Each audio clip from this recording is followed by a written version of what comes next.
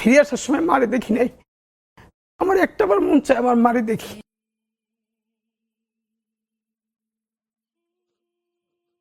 করানো হয়েছে যারা আওয়ামী লীগের গণহত্যার সমর্থক না, তাদেরকেও আপনি একটা স্পেস দেন। এই ফ্যাসিবাদের জন্মদাতা ছিলেন হাজার বছরের শ্রেষ্ঠ বাঙালি বঙ্গবন্ধু শেখ মুজিবুর রহমান। এবার যে বিপ্লব হবেই হবে। আপনি যে যুদ্ধে নেমেছেন এই যুদ্ধটা অনেক কঠিন যুদ্ধ। তাদের নেতৃত্বে চূড়ান্ত একটা বিপ্লব ইনশাল্লাহ হবেই। আমরা সেই চূড়ান্ত বিপ্লবের প্রস্তুতি নিচ্ছি। একটা বক্তব্য যেটা আমার কাছে মনে হয়েছে অত্যন্ত সাহসী এবং একই সাথে বেপরোয়াও আমি বলবো ডেফিনেটলি এই বক্তব্য, এবং পাশাপাশি এটা সেনানিবাস কেন্দ্রিক বক্তব্য ছিল। এত সাহসী বক্তব্য এর আগে আমি আসলে কারো কাছ থেকে শুনিনি, আমার চোখে পড়েনি। আপনি কোনো একটা ঘটনার প্রেক্ষাপটে বলেছিলেন যে যদি ক্যান্টনমেন্ট থেকে বাংলাদেশের মানে ক্ষমতা দখলের কোনো চেষ্টা করা হয়, আমি আমার মতো করে বলছি, তাহলে মানুষ যেহেতু জুলাই অভ্যুত্থানে জীবন দিয়েছে, সুতরাং মানুষ দরকার প্রয়োজনে ক্যান্টনমেন্টের ইট পর্যন্ত খুলে নিয়ে আসবে, এরকম একটা বক্তব্য ছিল আপনার। আজকে আমি যদি ভুল না বলে থাকি, যখন আমরা অনুষ্ঠানটা ধারণ করছি আজকে অথবা গতকালকে, আমাদের সেনাপ্রধান যিনি আছেন তিনি খুব চমৎকার একটা বক্তব্য দিয়েছেন, এবং এটা আপনি শুনেছেন নিশ্চয়ই, যে সেনানিবাস নিয়ে কিংবা সেনা সদস্যদেরকে নিয়ে যারা বিরূপ মন্তব্য করে তাদেরকে নিয়ে বলেছেন যে তারা সবাই আমাদের বাচ্চার বয়সী এবং তারা একসময় তাদের ভুল বুঝতে পারবে। এই বক্তব্য, দুইটা বক্তব্য নিয়ে আমি আসলে আপনার ওপিনিয়ন জেনেই শুরু করতে চাই। দেখেন, আমাদের সেনাবাহিনী নিয়ে অন্তত 4-5টা সিগনিফিকেন্ট বক্তব্য আছে এর আগেও। বিশেষ করে সেনাবাহিনীর বিরুদ্ধে যখন বিভিন্নভাবে উস্কে দেওয়া হচ্ছিল, অনেকে ক্যান্টনমেন্টের দিকে যাওয়া শুরু করছিলেন হাসনাত আব্দুল্লাহর একটা ইস্যু নিয়ে, তখন আমরাই এটার প্রতিবাদ করে আমরা বলেছি যে দেশপ্রেমিক সেনাবাহিনীকে দুর্বল হতে দেওয়া যাবে না। নিশ্চয়ই যে সেনাবাহিনীরা গুমের সাথে জড়িত ছিল, খুনের সাথে জড়িত ছিল, তাদেরকে বিচার করতে হবে। এবং ধরে ধরে বলেছি যে পিলখানা কমিশনের একদম সুস্পষ্ট যদি প্রতিবেদনটা আসে, এখানে সেনাবাহিনীর অনেক কর্মকর্তা ফেঁসে যাবেন। যদি গুম কমিশনেরটাও আসে তাহলে ফেঁসে যাবেন। কিন্তু এটা কি পুরো বাংলাদেশের সমস্ত সেনাবাহিনীর সমস্ত কর্মকর্তা? না। তো আমাদের বক্তব্যটা খুবই স্পেসিফিক, যে যেই সেনাবাহিনী জনতার পক্ষে দাঁড়িয়েছিল বা দাঁড়াতে বাধ্য হয়েছিল, এখন যদি আর একটা 111-এর মতো পায়তারা তাদেরকে দিয়ে কেউ করায়, আর করালে অবশ্যই এটা ভারতীয় আধিপত্যবাদ করাবে, এটা আমরা জানি। কারণ ভারতীয় আধিপত্যবাদের এখনো শক্তিটা সেনাবাহিনীর মধ্যে একদম আগের মতোই আছে, এটা আমরা কিছু করতে পারি নাই। সেই প্রেক্ষাপটে বলেছি, তারা যদি এই প্রচন্ড জনমতের বিরুদ্ধে গিয়ে যদি ওরকম একটা 111 করতে চায়, আর এই 111-কে মানুষ একদম ভারতীয় আধিপত্যবাদের সরাসরি আগ্রাসন হিসেবে মনে করবে, তাহলে জনগণ ক্যান্টনমেন্টের ইট খুলে নিয়ে আসবে। কিন্তু ফ্যাক্ট হলো যে এটা তারা যদি না করে, তাহলে সেই সেনাবাহিনীকে সম্মান করা, তাদেরকে প্রোটেক্ট করা, সেটা বাংলাদেশের সেনাবাহিনী জনগণের সবচেয়ে বড় দায়িত্ব। আর সেনাবাহিনীর প্রধান যেটা বলেছেন, আই থিঙ্ক এটা গত কয়েকদিন ধরে আমাদের এনসিপির কিছু ভাই বন্ধুরা তারা কোট আনকোট সেনাবাহিনীর ব্যাপারে বিভিন্ন কিছুই বলছেন, পলিটিক্যাল বক্তব্য দিচ্ছেন, এটা তাদের ব্যাপার। এবং তিনি যে বক্তব্যটা দিয়েছেন সেনাবাহিনীর প্রধান, তিনি বাহিনীর প্রধান হিসেবে যে বক্তব্যটা দিয়েছেন একদমই ঠিক আছে, কারণ এর চেয়ে আর উনি কি বা বলতে পারেন, সেটা ঠিকই আছে। তো আমার ধারণা ওনার এই বক্তব্যের অ্যাড্রেসিংটা আমাদের এনসিপির সে সমস্ত ভাই বন্ধু যারা বিভিন্নভাবে বিভিন্ন কিছু বলবার চেষ্টা করছেন, তা আমার মনে হয় যে এটা সেটার ব্যাপারেই গেছে। কিন্তু আমরা একটা মজার ব্যাপার আপনাকে বলি, যে স্বাভাবিকভাবেই এনএসআই, ডিজিএফআই, বাংলাদেশের যত গোয়েন্দা সংস্থাগুলো আছে, এরা তো যারা বিভিন্ন অ্যাক্টিভিজম করে তাদের সাথে কথা বলে। তো ইনকিলাব মঞ্চ থেকে আমাদেরকেও একবার ডিজিএফআইতে দাওয়াত দেওয়া হয়েছিল, এনএসআইতেও দাওয়াত দেওয়া হয়েছে। আর রাষ্ট্রীয় প্রতিষ্ঠান দাওয়াত দিলে আপনি কথা বলতে যাবেন, এটা তো ভদ্রতাই, আমরাও গিয়েছি। তো আমাদেরকে বলছিল যে মানে আপনারা আসলে যে কাজটা করছেন, আমাদের ব্যাপারে বিভিন্ন কিছু জিজ্ঞেস করছিল। তো ফান্ডের ব্যাপারে জিজ্ঞেস করছিল যে আপনারা কিভাবে কি ম্যানেজ করছেন। তো আমরা খুব মজা করে বলেছিলাম যে দেখেন, আমাদের ফান্ডে কোত্থেকে 20 টাকা ঢোকে আর কোত্থেকে 20 টাকা বের হয়, এইটা জানার আগে আপনারা জানেন। এইটা জেনেই বলছি যে আমরা শতভাগ ক্রাউড ফান্ডিং করি, এবং প্রতি মাস শেষে আমরা এখন পর্যন্ত একটা নজির স্থাপন করেছি যে মানুষের কাছ থেকে টাকা তুলে সেটা প্রতি মাসে আবার ব্যাংক, বিকাশ সব স্টেটমেন্ট ওপেন করে দেই। তো আমাদের এটুকুন জায়গাটা নিশ্চিত করতে পেরেছি বলেই আমাদেরকে আসলে তারা অনারের সাথে দেখেন। এবং এটা আমরা বলি যে একটা সংবাদ সম্মেলন আমরা সেনাবাহিনীর একটা আলোচনাকে ধরে প্রচুর সমালোচনা করেছি, করেই যখন টিভিতে ক্লিপটা এসেছে, আমি ডিজিএফ এর একজন সিনিয়র কর্মকর্তাকে পাঠিয়ে বলেছি যে দেখেন আপনাদেরকে কি বলেছি। কারণ হলো আমি জানি ওনারা তো মূলধারা গণমাধ্যমে দেখবেনই, সুতরাং আমিও পাঠিয়ে রাখি। তো আমাদের যেটা সুবিধা সেটা হলো এখন পর্যন্ত, ভবিষ্যতে কি হবে জানি না, আমরা আপনাদের কাছে দোয়া চাই যে এখন পর্যন্ত যেহেতু জানি বাংলাদেশের রাষ্ট্রীয় এজেন্সি তারা যত কর্মতৎপরতাই চালাবে, আমরা আমাদের অনেস্টির ব্যাপারে আলহামদুলিল্লাহ এখন পর্যন্ত যেহেতু শতভাগ নিশ্চিত। সুতরাং যে কোনো ব্যাপারে কথা বলতে আমরা ভয় পাই না। ইনকিলাব মঞ্চের জন্মটা হলো কিভাবে? ইনকিলাব মঞ্চের জন্মটা হয়েছে আমি আমাদের সেক্রেটারি আব্দুল্লাহ জাবের, আমরা 5 তারিখ পর্যন্ত একসাথেই আন্দোলন করেছি, জি। একদম একই জায়গায়। তো 5 তারিখ রাতে আমরা সারা রাত যখন করে রাতে মন্দির পাহারা দিচ্ছিলাম, আমি জাবের আমাদের আরো কিছু বন্ধুরা। তো মন্দির পাহারা দিতে দিতে মনে হচ্ছিল যে এখানে এত বড় ভারতীয় আধিপত্যবাদ এত বছর ধরে কায়েম হয়েছে এবং আওয়ামী লীগের শুধু আইকনটা পালিয়েছে, বাকি সমস্ত হাজার হাজার কোটি টাকা প্রতিষ্ঠান তাদের রয়ে গেছে। এটা এরা সহজে এরকম ছেড়ে দিবে, ব্যাপারটা এরকম না, বরং তারা পাল্টা কু করবে, প্রতি বিপ্লব করবার চেষ্টা করবে। তা আমাদের যেটা কাজ, যে আমরা সবসময় বলি যে আমাদের জীবনে, সবার জীবনে একটা জায়গা থাকে না যে আমি এই জিনিসটা দেখছি, ওকে আমার জীবনে আর কিছু দেখার নাই। তো আমাদের বন্ধুদের মধ্যে আমরা ইনকিলাব মঞ্চ যারা করি, আমাদের সবারই একই ফিলিং যে আমরা জুলাইয়ে শরিক হতে পেরেছি, আমাদের জীবনে সম্ভবত এর চেয়ে ভালো কোনো পর্ব আসবে না। সুতরাং আমাদের কাজ হলো এই জুলাইকে অক্ষুণ্ণ রাখা, ইনসাফের সাথে, সততার সাথে। তারপর আমরা প্ল্যান করলাম যে যে কোনোভাবে ওকে এটাকে আমাদের এগিয়ে নিয়ে যেতে হবে। আমরা ভাবছিলাম বিএনপি, জামাত ইসলামী, অন্যান্য যে ফ্যাসিবাদ বিরোধী দল, তারা হয়তো প্রথম 15 দিন শাহবাগে আরো বিভিন্ন জায়গায় প্রতিদিন একটা সাংস্কৃতিক জমায়েত করে এটাকে অক্ষুণ্ণ রাখা, ঐক্যবদ্ধ রাখা। কিন্তু সরকার গঠন, বিভিন্ন প্রক্রিয়ার কারণে কোনো দলই আসলে ঐক্যতে ফোকাস করতে পারে নাই। ফাঁকে দেখলাম ইসকন থেকে শুরু করে অন্যরা প্রথমেই শুরু করলো মাইনরিটি কার্ড, তারপর ইসকন হঠাৎ করে শাহবাগে হাজার হাজার মানুষ জমা করে ফেললো, চট্টগ্রামে করলো। তো আমাদের মনে হচ্ছিল এখন তারা মাইনরিটি কার্ড নিয়ে সামনে আসবে, ভারত যেটা সবসময় করে বাংলাদেশে, একটা হলো মাইনরিটি কার্ডটা খেলে, আর একটা হলো পার্বত্য চট্টগ্রাম। তো আমরা কোনোভাবে আর কুল করতে না পারে আমরা বললাম না, আমরা আর কারোর জন্য বসে থাকবো না, আমরা নিজেরা দাঁড়াই। তো তারপরে আমার মনে আছে 5ই আগস্টের পরে 13ই আগস্ট সর্বপ্রথম আমরা শাহবাগে দাঁড়াই ইনকিলাব মঞ্চের ব্যানারে, যে এই যে গণহত্যার সাথে যে সমস্ত পুলিশ এবং আমলারা জড়িত তাদেরকে অনতিবিলম্বে গ্রেপ্তার করতে হবে, গণহত্যাকারী হাসিনাকে দেশে ফিরিয়ে বিচারের ব্যবস্থা করতে হবে। এইরকম বেশ কিছু জনদাবি নিয়ে আমরা সেদিন দাঁড়াই। এবং আমার মনে আছে আমরা যখন প্রথমে দাঁড়াই জাদুঘরের সামনে, সেদিন আমরা 25-30 জন ছিলাম প্রথম, একদম সকাল। তো যখন বললাম যে আরেকটু সামনে যাই, তো আমাদের ছোট ভাইয়েরা একটু লজ্জা পাচ্ছিল যে 30-35 জন আর একটা ক্রাউড রাস্তার সামনে যাবে, একটু লজ্জাও লাগছিল। সবার কাছে প্ল্যাকার্ড, আমি আর জাবের ফজর পর্যন্ত প্ল্যাকার্ড লিখেছি আমার বাসায়, মনে আছে যে কি কি লিখবো। ফজরের পরে আমরা ঘন্টা খানিক একটু বিশ্রাম নিয়ে তারপরে বের হয়েছি। তো আমরা 30-35 জনের মতো। তো ওরা একটু ইতস্তত বোধ করছিল যে শাহবাগে দাঁড়াবে, লজ্জাও লাগতেছে, লোকজন কম। তখন আমার মনে আছে আমি বলেছিলাম যে দেখো, মাথা গুইনো না, আমরা কয়জন সেইটা চিন্তা না করে আমরা কি বলতেছি, আমাদের প্ল্যাকার্ডে কি লেখা সেইটা দেখো। এই দাবিতে যদি মানুষ না আসতে পারে সেটা তার লজ্জা, তার ব্যর্থতা। আমরা তো আমার নিজের কিছু চাচ্ছি না, সুতরাং আমাদেরকে দাঁড়াইতে পারতে হবে, একজন হইলেও দাঁড়াইতে পারতে হবে। তা আমার মনে আছে আমরা প্রথম যখন দাঁড়ালাম, ঘন্টা 3-4 পরে সেইটাই শত শত মানুষের একটা অবস্থায় রূপ নিয়েছে এবং এরপর থেকে তো আমরা এখন পর্যন্ত আছি। না, নিঃসন্দেহে অসাধারণ উদ্যোগ এবং একই সাথে এটা বাংলাদেশের মানুষের ক্রাউডকে টাচ করেছে, কোনো সন্দেহ নেই। কিন্তু আপনারা কোনো প্রতিষ্ঠানের ব্যানারে কেন গেলেন না, বা আপনারা অন্যান্য যে প্রতিষ্ঠানগুলো এক্সিস্টিং ছিল, জুলাই আন্দোলনের শরিক যারা ছিল, স্টেক হোল্ডার যারা ছিল, সেখানে তো মার্চ করতে পারতেন, কেন আলাদা একটা মঞ্চের? এইখানে একটা ব্যাপার, আমরা যখন শুরু করি তখন শুধু একটাই প্রমিনেন্ট সংগঠন, বৈষম্য বিরোধী ছাত্র আন্দোলন, আমরা সবাই এই ব্যানারেই আন্দোলন করেছি।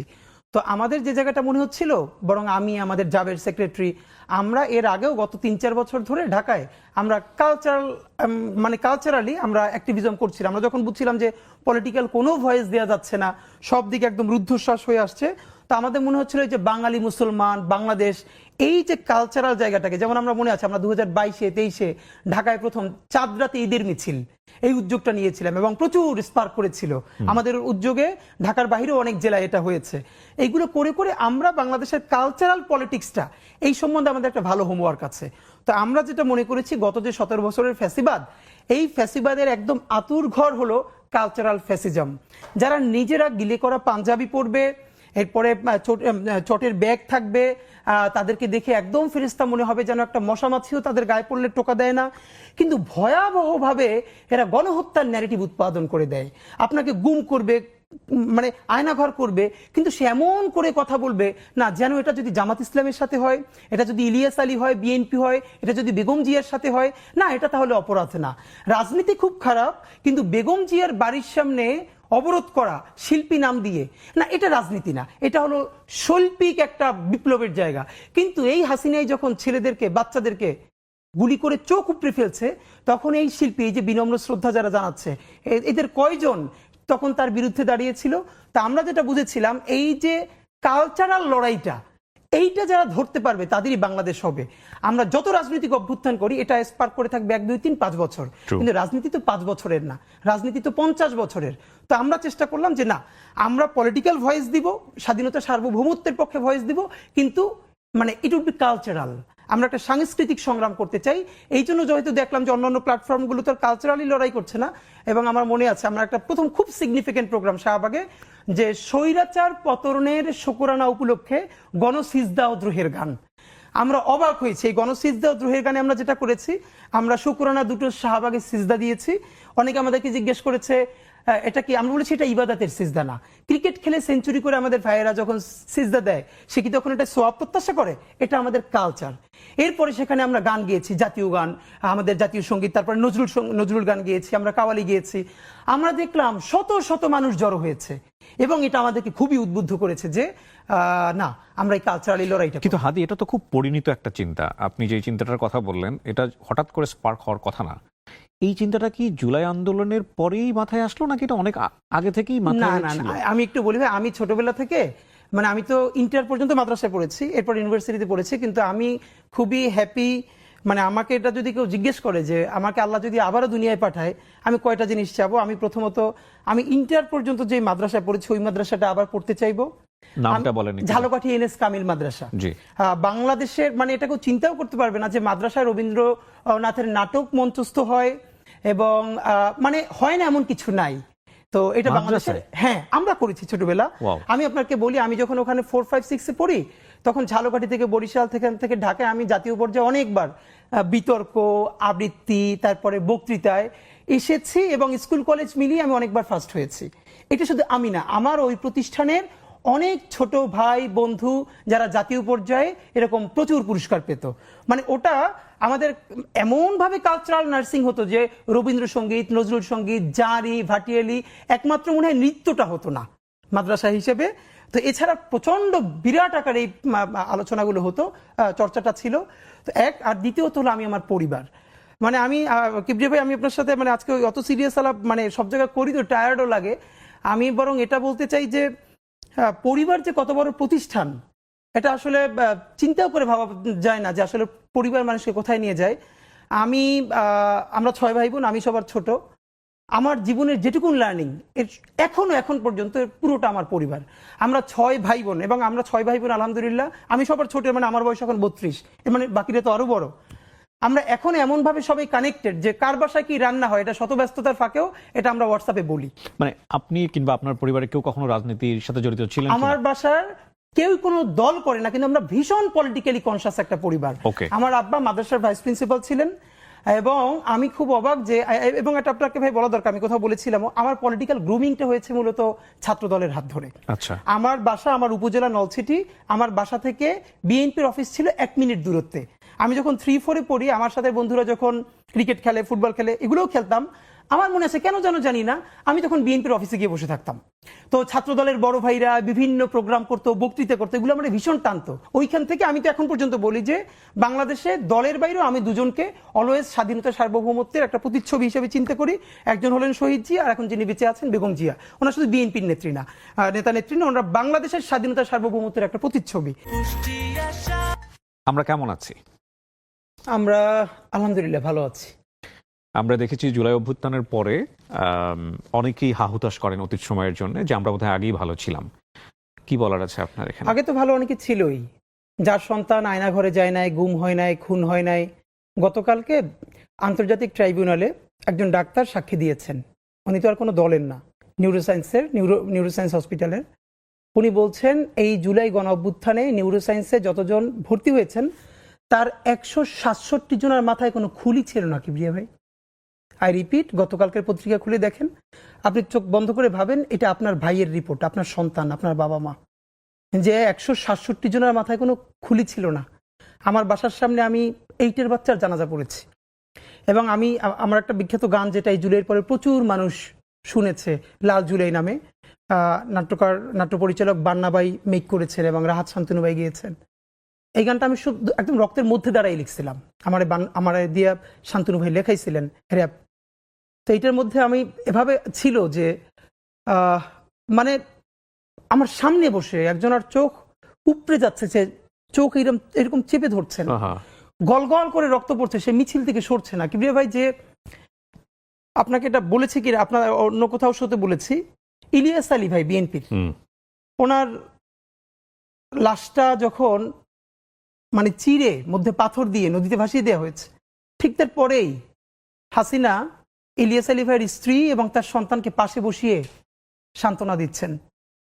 তো হয় কি, যার সন্তান গুম হয় নাই, খুন হয় নাই, তার লাইফ তো ভালোই ছিল। যারা পাচার করেছে, এখন এই যে আগেই ভালো ছিলাম, এদেরকে আমি শুধু একটা বলি যে ট্রায়াল হলো আর্টিফিশিয়ালি হলেও এদের কাউরে 1 ঘন্টার জন্য ওরকম একটা আয়নাঘরে যদি রাখা যায়, অথবা তার সন্তানকে, তার বাবা মাকে।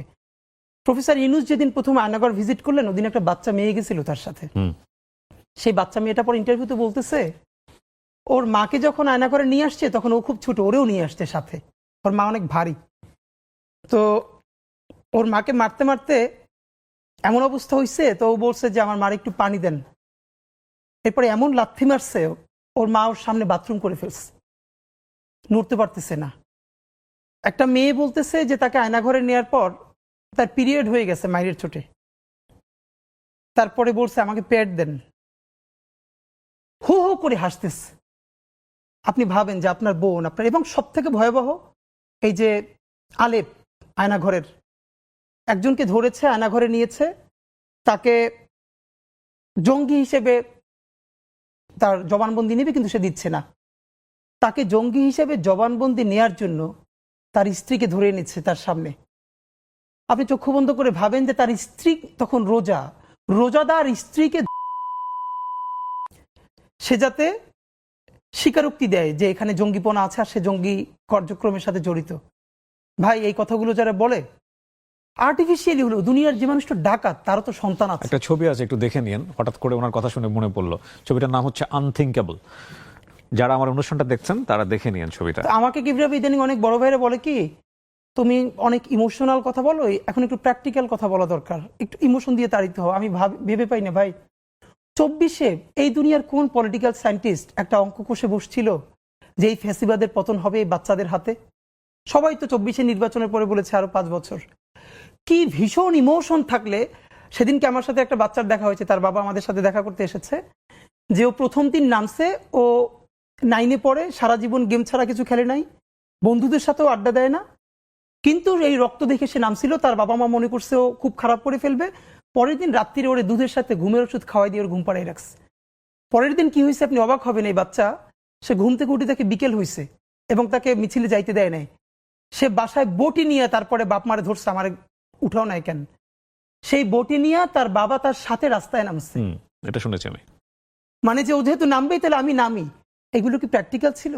তাহলে এই ইমোশন, বাচ্চার চোখ ঝুলে যাচ্ছে, এখন পর্যন্ত বেওয়ারিশ কতগুলো লাশ আমরা শনাক্ত করতে পারি নাই। মানে আমি জানি যে আমরা এক সময় সঙ্গীহীন হয়ে যাব, আমাদের সাথে কেউ থাকবে না, আমরা সবাইকে হারাই ফেলবো, কিন্তু এতগুলো মানুষের জীবন চিরতরে অন্ধ, পঙ্গু।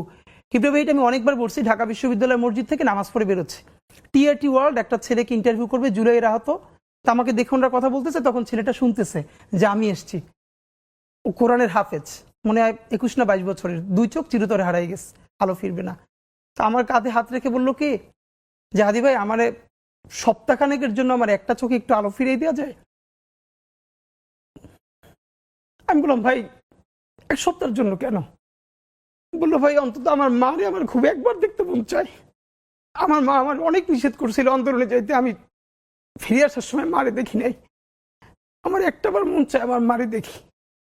তো যারা হাজার হাজার কোটি টাকা পাচার করে বিদেশ চলে গেছে,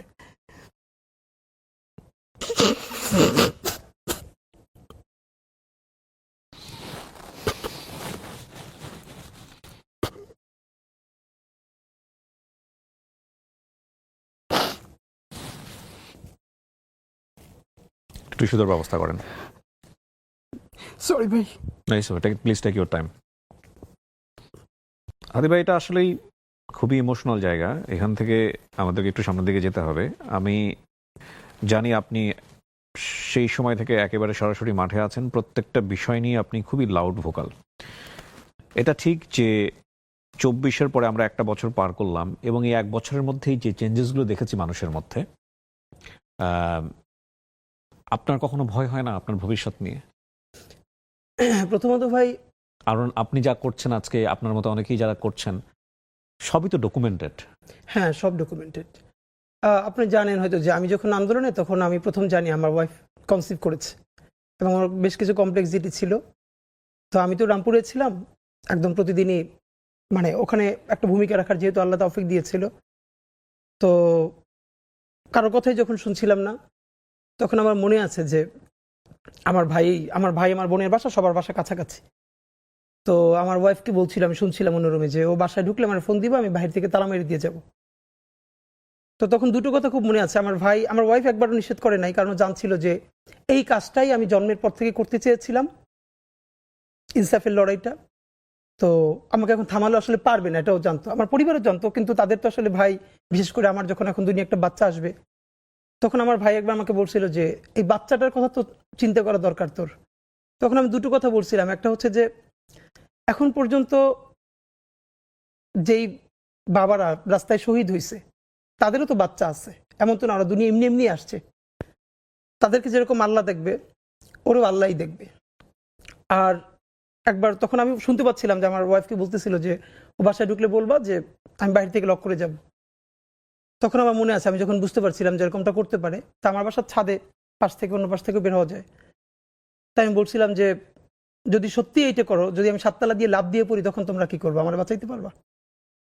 তো আমার মা খুব মনে আছে যে আমি এমনিতে ভাই, আমি তো সবার ছোট, আর এমনিতে ছোটবেলা থেকে আমি ভীষণ মানে একদম মায়ের সাথে থাকা আর কি।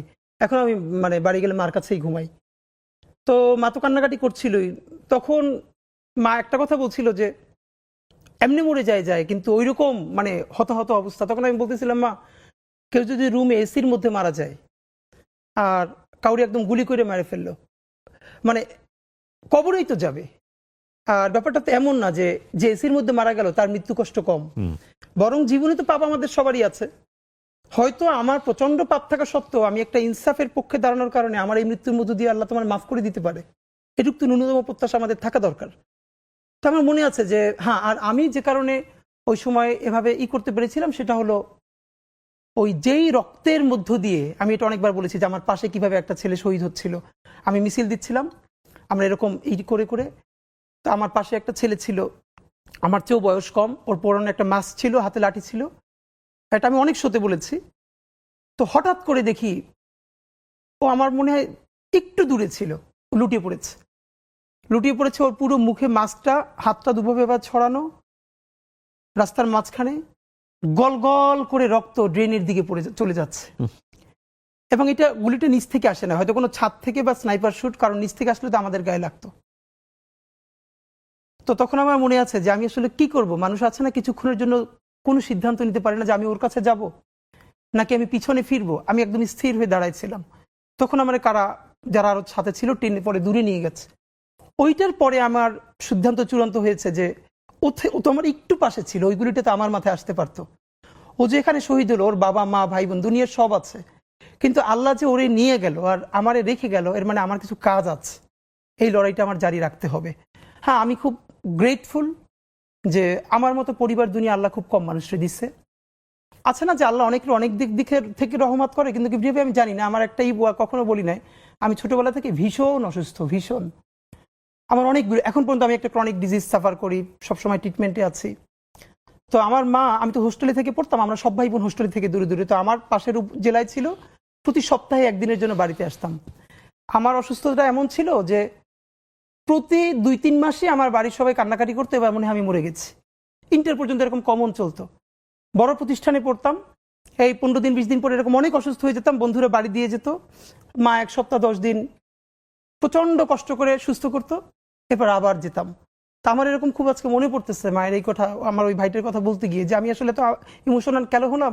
ওর মায়ের কথা বলবার পর তো আমার মায়ের কথা মনে হচ্ছিল যে এরকম অনেক রাত আমার শরীর অনেক খারাপ, তো আমার রাত 2টা-3টা কিভাবে ঘুম ভেঙে যেত। আমি দেখতাম যে আমার মুখের উপর বা আমার বুকে মানে মায়ের চোখের পানি, মা করতো কি রাত 2টা-3টে উঠে ওই যে তেল গরম করে আমার বুকে মাছতো আর দোয়া করতো, আর ওই যে মা কান্না করতো, ওই চোখের পানি আমার মুখে কখনো বুকে পড়ে আমার ঘুম ভেঙে যেত। এরপরে আমি লজ্জায় আর চোখ খুলতাম না, আমি এরকম শুয়ে থাকতাম। তো যদিও আমি এটা হাজারবার বলি যে আমার সমস্ত শক্তি, আমার স্পিরিট, এটা সব আব্বার থেকে পাওয়া। আমার দুনিয়ার সমস্ত এনার্জি, সাহস, শক্তি এটা আমার আব্বার কাছ থেকে পাওয়া। কিন্তু আমার এই জায়গাটা, তো এই জন্য যে বলা যে প্যারালালি একই সাথে এরকম পরিবার। আর একটা কথা, আমি ওদের কথা কোনোদিন কাউরে বলি না, আপনার মাধ্যমে বলি, আছে না অনেকের খুব ভালো পরিবার কিন্তু অত ভালো বন্ধু বান্ধব নাই। আল্লাহ প্যারালালি একটা মানুষকে এত বেশি রহমত দেয়, এটা আমার মতো আর দেখি না। এই জন্য আমি মনে করছি যে আমার অনেক বেশি দায়বদ্ধতা। বিশ্বাস করেন, প্রথমত হলো আমার পরিবার, দ্বিতীয়ত কোনো ছেলে বা মেয়ে তার শিক্ষকদের এত ভালোবাসা জীবনে পাইছে, এটা আমি আমার চেয়ে আর কাউরে দেখি নাই। মানে আমি অনুষ্ঠান উপস্থাপনা করব, অনেক বড় প্রোগ্রাম, আমার টিচারও ওখানের উপস্থাপক, আমি তার সাথে উপস্থাপনা করব। তার রুমে ঢুকছি, সে জানে আমি খাই নাই, খেতে গেলে প্রোগ্রাম দেরি হয়ে যাবে, সেই প্লেটের অর্ধেক খাইছে, বাকি অর্ধেক বলে যে তাড়াতাড়ি খা, তারপর আমাদের স্টেজে যেতে হবে, এ পর্যন্ত। আর থার্ড যেটা, আমার বন্ধুরা, মানে আজকে না, এই অবস্থায় না, আমি যখন ছোটবেলা থেকে, বিশ্বাস করেন আমি যখন টুতে পড়ি, আমার বন্ধুরা যার পানের বরস ছিল, পানের বরস থেকে পান নিয়ে আমার মায়ের জন্য আসতো, বাসার সামনে দাঁড়াই থাকতো। আমার বন্ধুরা আমার পাইলে পাইলে বড় করছে এ পর্যন্ত। আমার প্রচুর বন্ধু ঢাকা মেডিকেলের, বুয়েটের, ঢাকা ইউনিভার্সিটি থেকে শুরু করে, আমার যেই বন্ধুটা 3-4-এ আমার সাথে পড়ছে কিন্তু ড্রপ আউট, ও এখন মাছের বাজারে আমার এলাকায় মাছ বিক্রি করে, ছোট একটা দোকান আছে, এখন সবার পর্যন্ত সাথেই ওর সাথে আমার communication সবার সাথে আছে। Beautiful. এইটা আমার জীবনের অসম্ভব শুকরিয়া যে আমার পরিবার, আমার প্রতিষ্ঠান, আমার শিক্ষক, প্যারালালি আমার বন্ধুরা ছোটবেলা থেকে এখন পর্যন্ত, মানে ওরা আমার পালে লিটারারি। গঞ্জের মাটি বলেন, আকাশ বলেন, বাতাস বলেন, সবাই আওয়ামী ভক্ত, ব্যাপারে কোনো সন্দেহ নাই। নিশ্চয়ই নিশ্চয়ই। তো তাদের জায়গা থেকে এইটা, এই মুভমেন্ট বলেন বা আপনার বক্তব্য বলেন, গোপালগঞ্জের আপামর সাধারণ মানুষকে তো হার্ট করলো। অবশ্যই। এখানে ভাই একটা কথা বলি আপনার মাধ্যমে, প্রথমত সেটা হচ্ছে গোপালগঞ্জে তো সবাই আওয়ামী লীগ করে না, কিন্তু বাংলাদেশে যেটা হচ্ছে, প্রথমত আপনার মাধ্যমে বলি, এটার কোনো ব্যাখ্যা নাই, সেটা হচ্ছে গোপালগঞ্জের যারা আওয়ামী ফ্যাসিবাদের লোক না, দেশপ্রেমিক মানুষ, তারা যারা আহত হয়েছেন, আমি তাদের কাছে বিনয়ের সাথে দুঃখ প্রকাশ করছি যে আমি আপনাদের সন্তান, আপনারা প্লিজ দুঃখ নেবেন না। কারণ কোনো জেলার সাথে তো আমাদের কোনো ঘৃণার জায়গা নাই, এই ঘৃণার বিরুদ্ধেই তো আমাদের লড়াই, প্লিজ আপনারা কষ্ট পাবেন না। কিন্তু এর পরের কথাটা কি জানেন, সেটা হলো হাসিনা ভারতের সাথে আওয়ামী লীগ এবং ভারত মিলে যেটা করেছে, বাংলাদেশকে অঘোষিত ভাবে টুঙ্গিপাড়ার একটা উপনিবেশ বানিয়েছে। ছোট একটা গল্প আমার মনে পড়লো, 3-4 বছর আগে ট্রাফিক সার্জেন্ট একজনকে ধরছে, মোটরসাইকেল নাই, মানে ওই হেলমেট নাই, লাইসেন্স নাই। তা আমি পাশে দাঁড়ানো, আমার এই কথাটা আমি যখন ক্লাস নিচ্ছিলাম, আমার বিভিন্ন স্টুডেন্টদের, ওদের সাথেই গল্প করেছি। তো সে সার্জেন্টকে কোনো উত্তর দিচ্ছে না, তো এরকম 2-3 মিনিট বলার পর সে বলতেছে শুধু পিছনে তাকান। তো পিছনে তাকান বললে পর, তো পিছনে তাকাই দেখলাম ওই যে বোর্ড, ওখানে লেখা গোপালগঞ্জ। এরপরে সার্জেন্ট তাকে ছেড়ে দিল। মানে হলো ওই যে আপনার নাম্বার প্লেট, এই নাম্বার প্লেটে গাড়িটা হলো গোপালগঞ্জের, মানে উনি বুঝাতে চাইলেন উনি গোপালগঞ্জের মানুষ, সুতরাং এইটাই হওয়ার কথা ছিল, আর বেশি কিছু করলে হয়তো ওনার চাকরি চলে যাবে।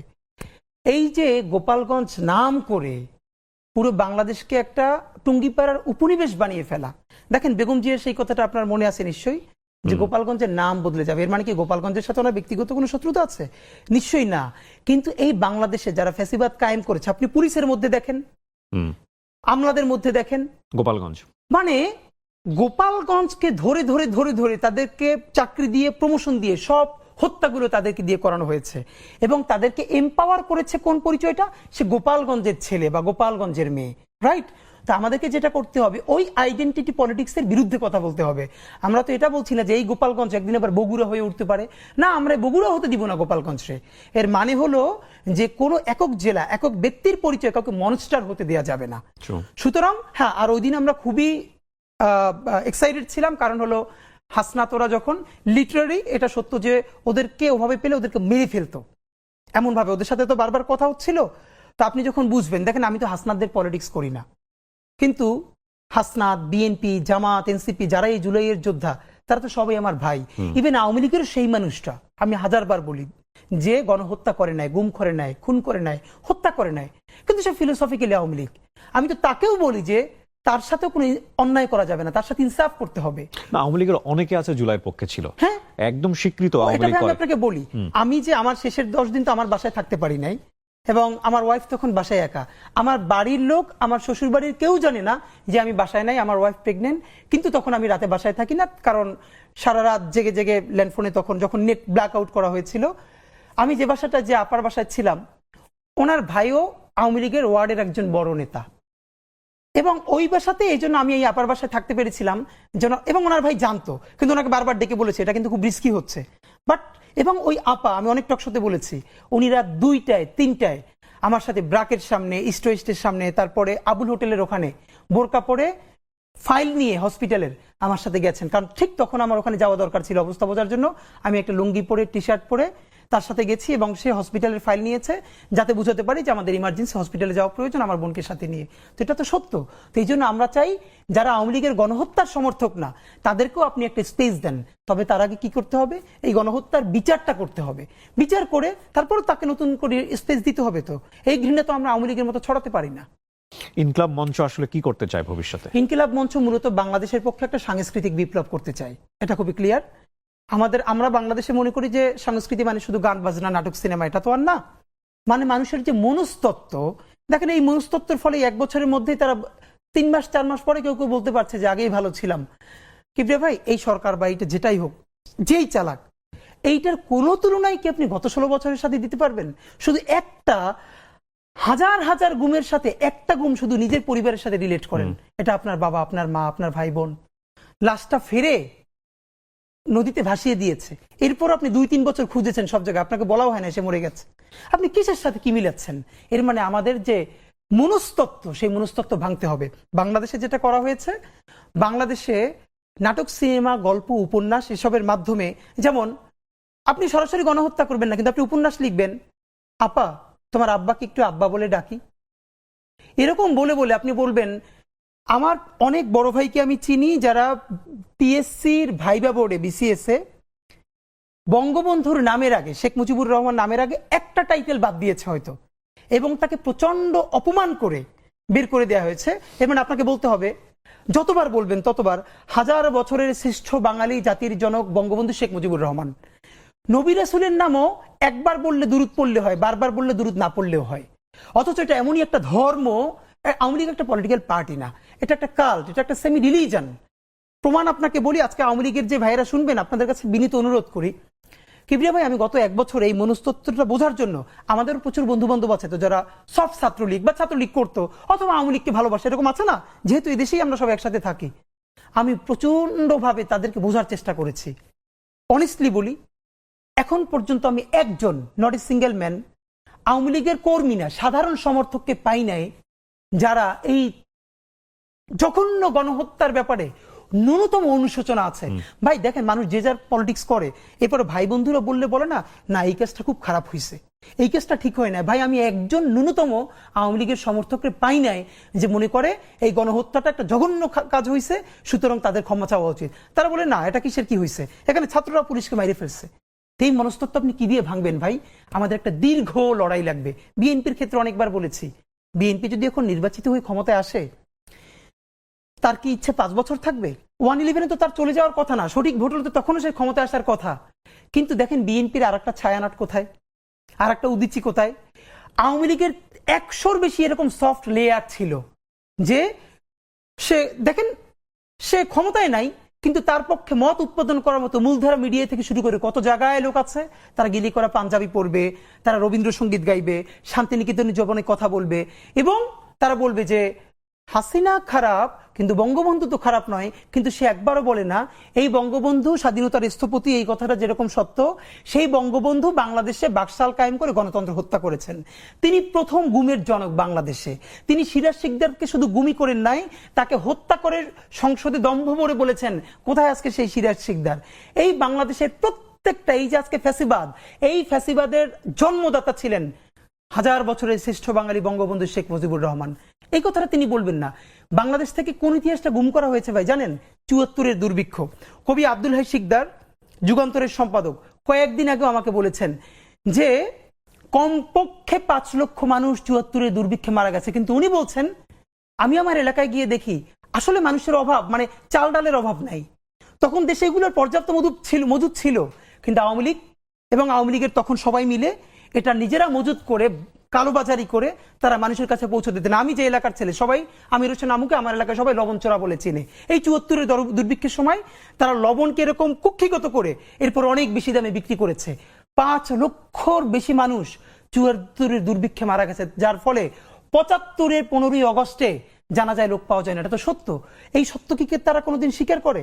তো এই জন্য আপনাকে যেটা বলা সেটা হলো যে আমাদের কালচারাল লড়াই লাগবে। আফসোস হলো বিএনপি বাংলাদেশের এত বড় দল, তার কোনো কালচারাল চিন্তাই নেই। কোথায় ছায়ানট, কোথায় উদীচী, আর তার কিসের তারা সংস্কৃতি মনে করে যে 10টা 8টা বিভাগে 8টা ব্যান্ড শো করলেই কালচার হয়ে যাবে। এটা শহীদ জিয়ার মতো একজন মানুষকে নিয়ে আইকনিক 3টে উপন্যাস নাই আছে? তো মানুষের ন্যারেটিভ নির্মিত হয় কি করে? মানুষের মনস্তত্ত্ব, ছোটবেলা ছেলেটা কোথায় গেছে? প্রথমে গেছে ছায়ানটে গান শিখছে, তারপরে বিশ্ব সাহিত্য কেন্দ্রে গেছে, তারপরে উদীচিতে গেছে, তারপরে অলিম্পিয়াডে গেছে, এরপরে বিদেশে গিয়েও সে হাসিনা খারাপ, বঙ্গবন্ধু ভালো, আওয়ামী লীগ এবার খুব খারাপ, কিন্তু 96-তে ভালো। কিভাবে 96-তে আওয়ামী লীগ ভালো? এই আওয়ামী লীগ তো বাংলাদেশে বারবার ফ্যাসিবাদের জন্ম দিয়েছে। তো এখন আমাদের হলো এইটার বিরুদ্ধে যে আপনি কাউন্টার ন্যারেটিভ বলবেন, সেই প্রস্তুতি বাংলাদেশপন্থী মানুষদের সমস্যা কি জানেন? আমাদেরকে সবাই এসে বলে কি, হাদি ভাই দেশের প্রয়োজনে জীবন দিয়ে দিব বলবেন। তা আমি ধরে বলি, ভাই জীবন দেওয়া লাগবে না। আল্লাহ নিজেও বলছে আগে তোমার মাল দাও, তারপরে জান দাও। মাল কি? মাল মানে খালি টাকা দেয়া না, আপনি আপনার স্কিল দিবেন। বাংলাদেশপন্থী মানুষদের এদেশে কোনো প্রতিষ্ঠান নাই, তার কোনো প্রজেক্ট নাই। বাংলাদেশে আপনি ভাবেন কিভাবে কালচারাল হেজিমনি প্রতিষ্ঠিত হয়? ভাই কলকাতা থেকে বাংলাদেশে শত শত আর্টিস্ট কাজ করতে আসে না? নিশ্চয়ই আসে।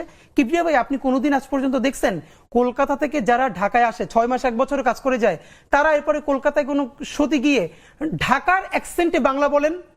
কলকাতার আর ঢাকার অ্যাকসেন্টের পার্থক্য তো আছে, আচ্ছা না? শুনলেই বোঝা যায়। কিন্তু কত বড় খয়রাইত্যপনা বলে এটার বরিশালে, হ্যাঁ, যে এটা কিন্তু ইচ্ছা করে। আমাদের জয়া হাসানেরা কলকাতা গিয়ে মাত্র 2 দিন একটা শুটিং করে আসেন বা 2 মাস, এরপরে বাংলাদেশের বিভিন্ন শোতে যান না, রান্নাঘরের শোতে গিয়ে তারা বাংলা বলে কলকাতার অ্যাকসেন্টে। যা হয়েছে না বাবা, মানে কত বড় স্টুপিড আপনি ভাবেন। এবং এটা যে আরোপিত সেটা বোঝা যায়। এই যে খয়রাইত্যপনা, এই যে আমাদের মনস্তত্ত্ব, এটা আপনি কি দিয়ে ভাঙবেন? সে খায় শরবত কিন্তু জোর করে বলে লেমনেড, আপনি এটা কি দিয়ে ভাঙবেন? তা আমার হলো আমাদের যা দেখেন, এখন বাংলা মানেই বাংলাদেশ। কলকাতার হেজিমনি বহু আগে ভেঙে গেছে। যেই কলকাতা পুরো ইন্ডিয়ার মধ্যে সব থেকে বস্তি হিসেবে ট্রিটমেন্ট পায়, কলকাতার মানুষের সাথে পুরো ইন্ডিয়ার মানুষ ভালো করে কথা বলে না, তারা নোংরা। আপনি দেখেন পুরো ইন্ডিয়ায় কলকাতার কেউ চ্যানেল দেখে? কলকাতার যারা একটু ভালো এলিট তারা কলকাতার বাংলা চ্যানেল দেখে না। যেই কলকাতা সিনেমায়ও এখন আপনার দক্ষিণ ভারতের সিনেমাকে সব কপি করে। আর বাংলাদেশে কি করা হলো, তাদের স্যাটেলাইট চ্যানেলগুলো এখন পর্যন্ত দেখানো হচ্ছে বিজ্ঞাপন, তাদের বিজ্ঞাপনগুলো দেখে এখানে মানুষের কাছে প্রোডাক্ট সেল করা হচ্ছে, অথচ বাংলাদেশের কোনো চ্যানেল ওখানে ওপেন করা হচ্ছে না। অথচ বাংলাদেশের প্রোগ্রাম, বাংলাদেশের নাটক দেখার জন্য এক সময় কলকাতায় মানুষ অ্যান্টিনে ধরে বসে থাকতো। তো এই কালচারাল হেজিমনি আপনি কি দিয়ে ভাঙবেন? হাদি ভাই, আমার কাছে যেটা মনে হয়, আপনি যে যুদ্ধে নেমেছেন এই যুদ্ধটা অনেক কঠিন যুদ্ধ, অনেক লম্বা সময় ধরে করাটা যুদ্ধ।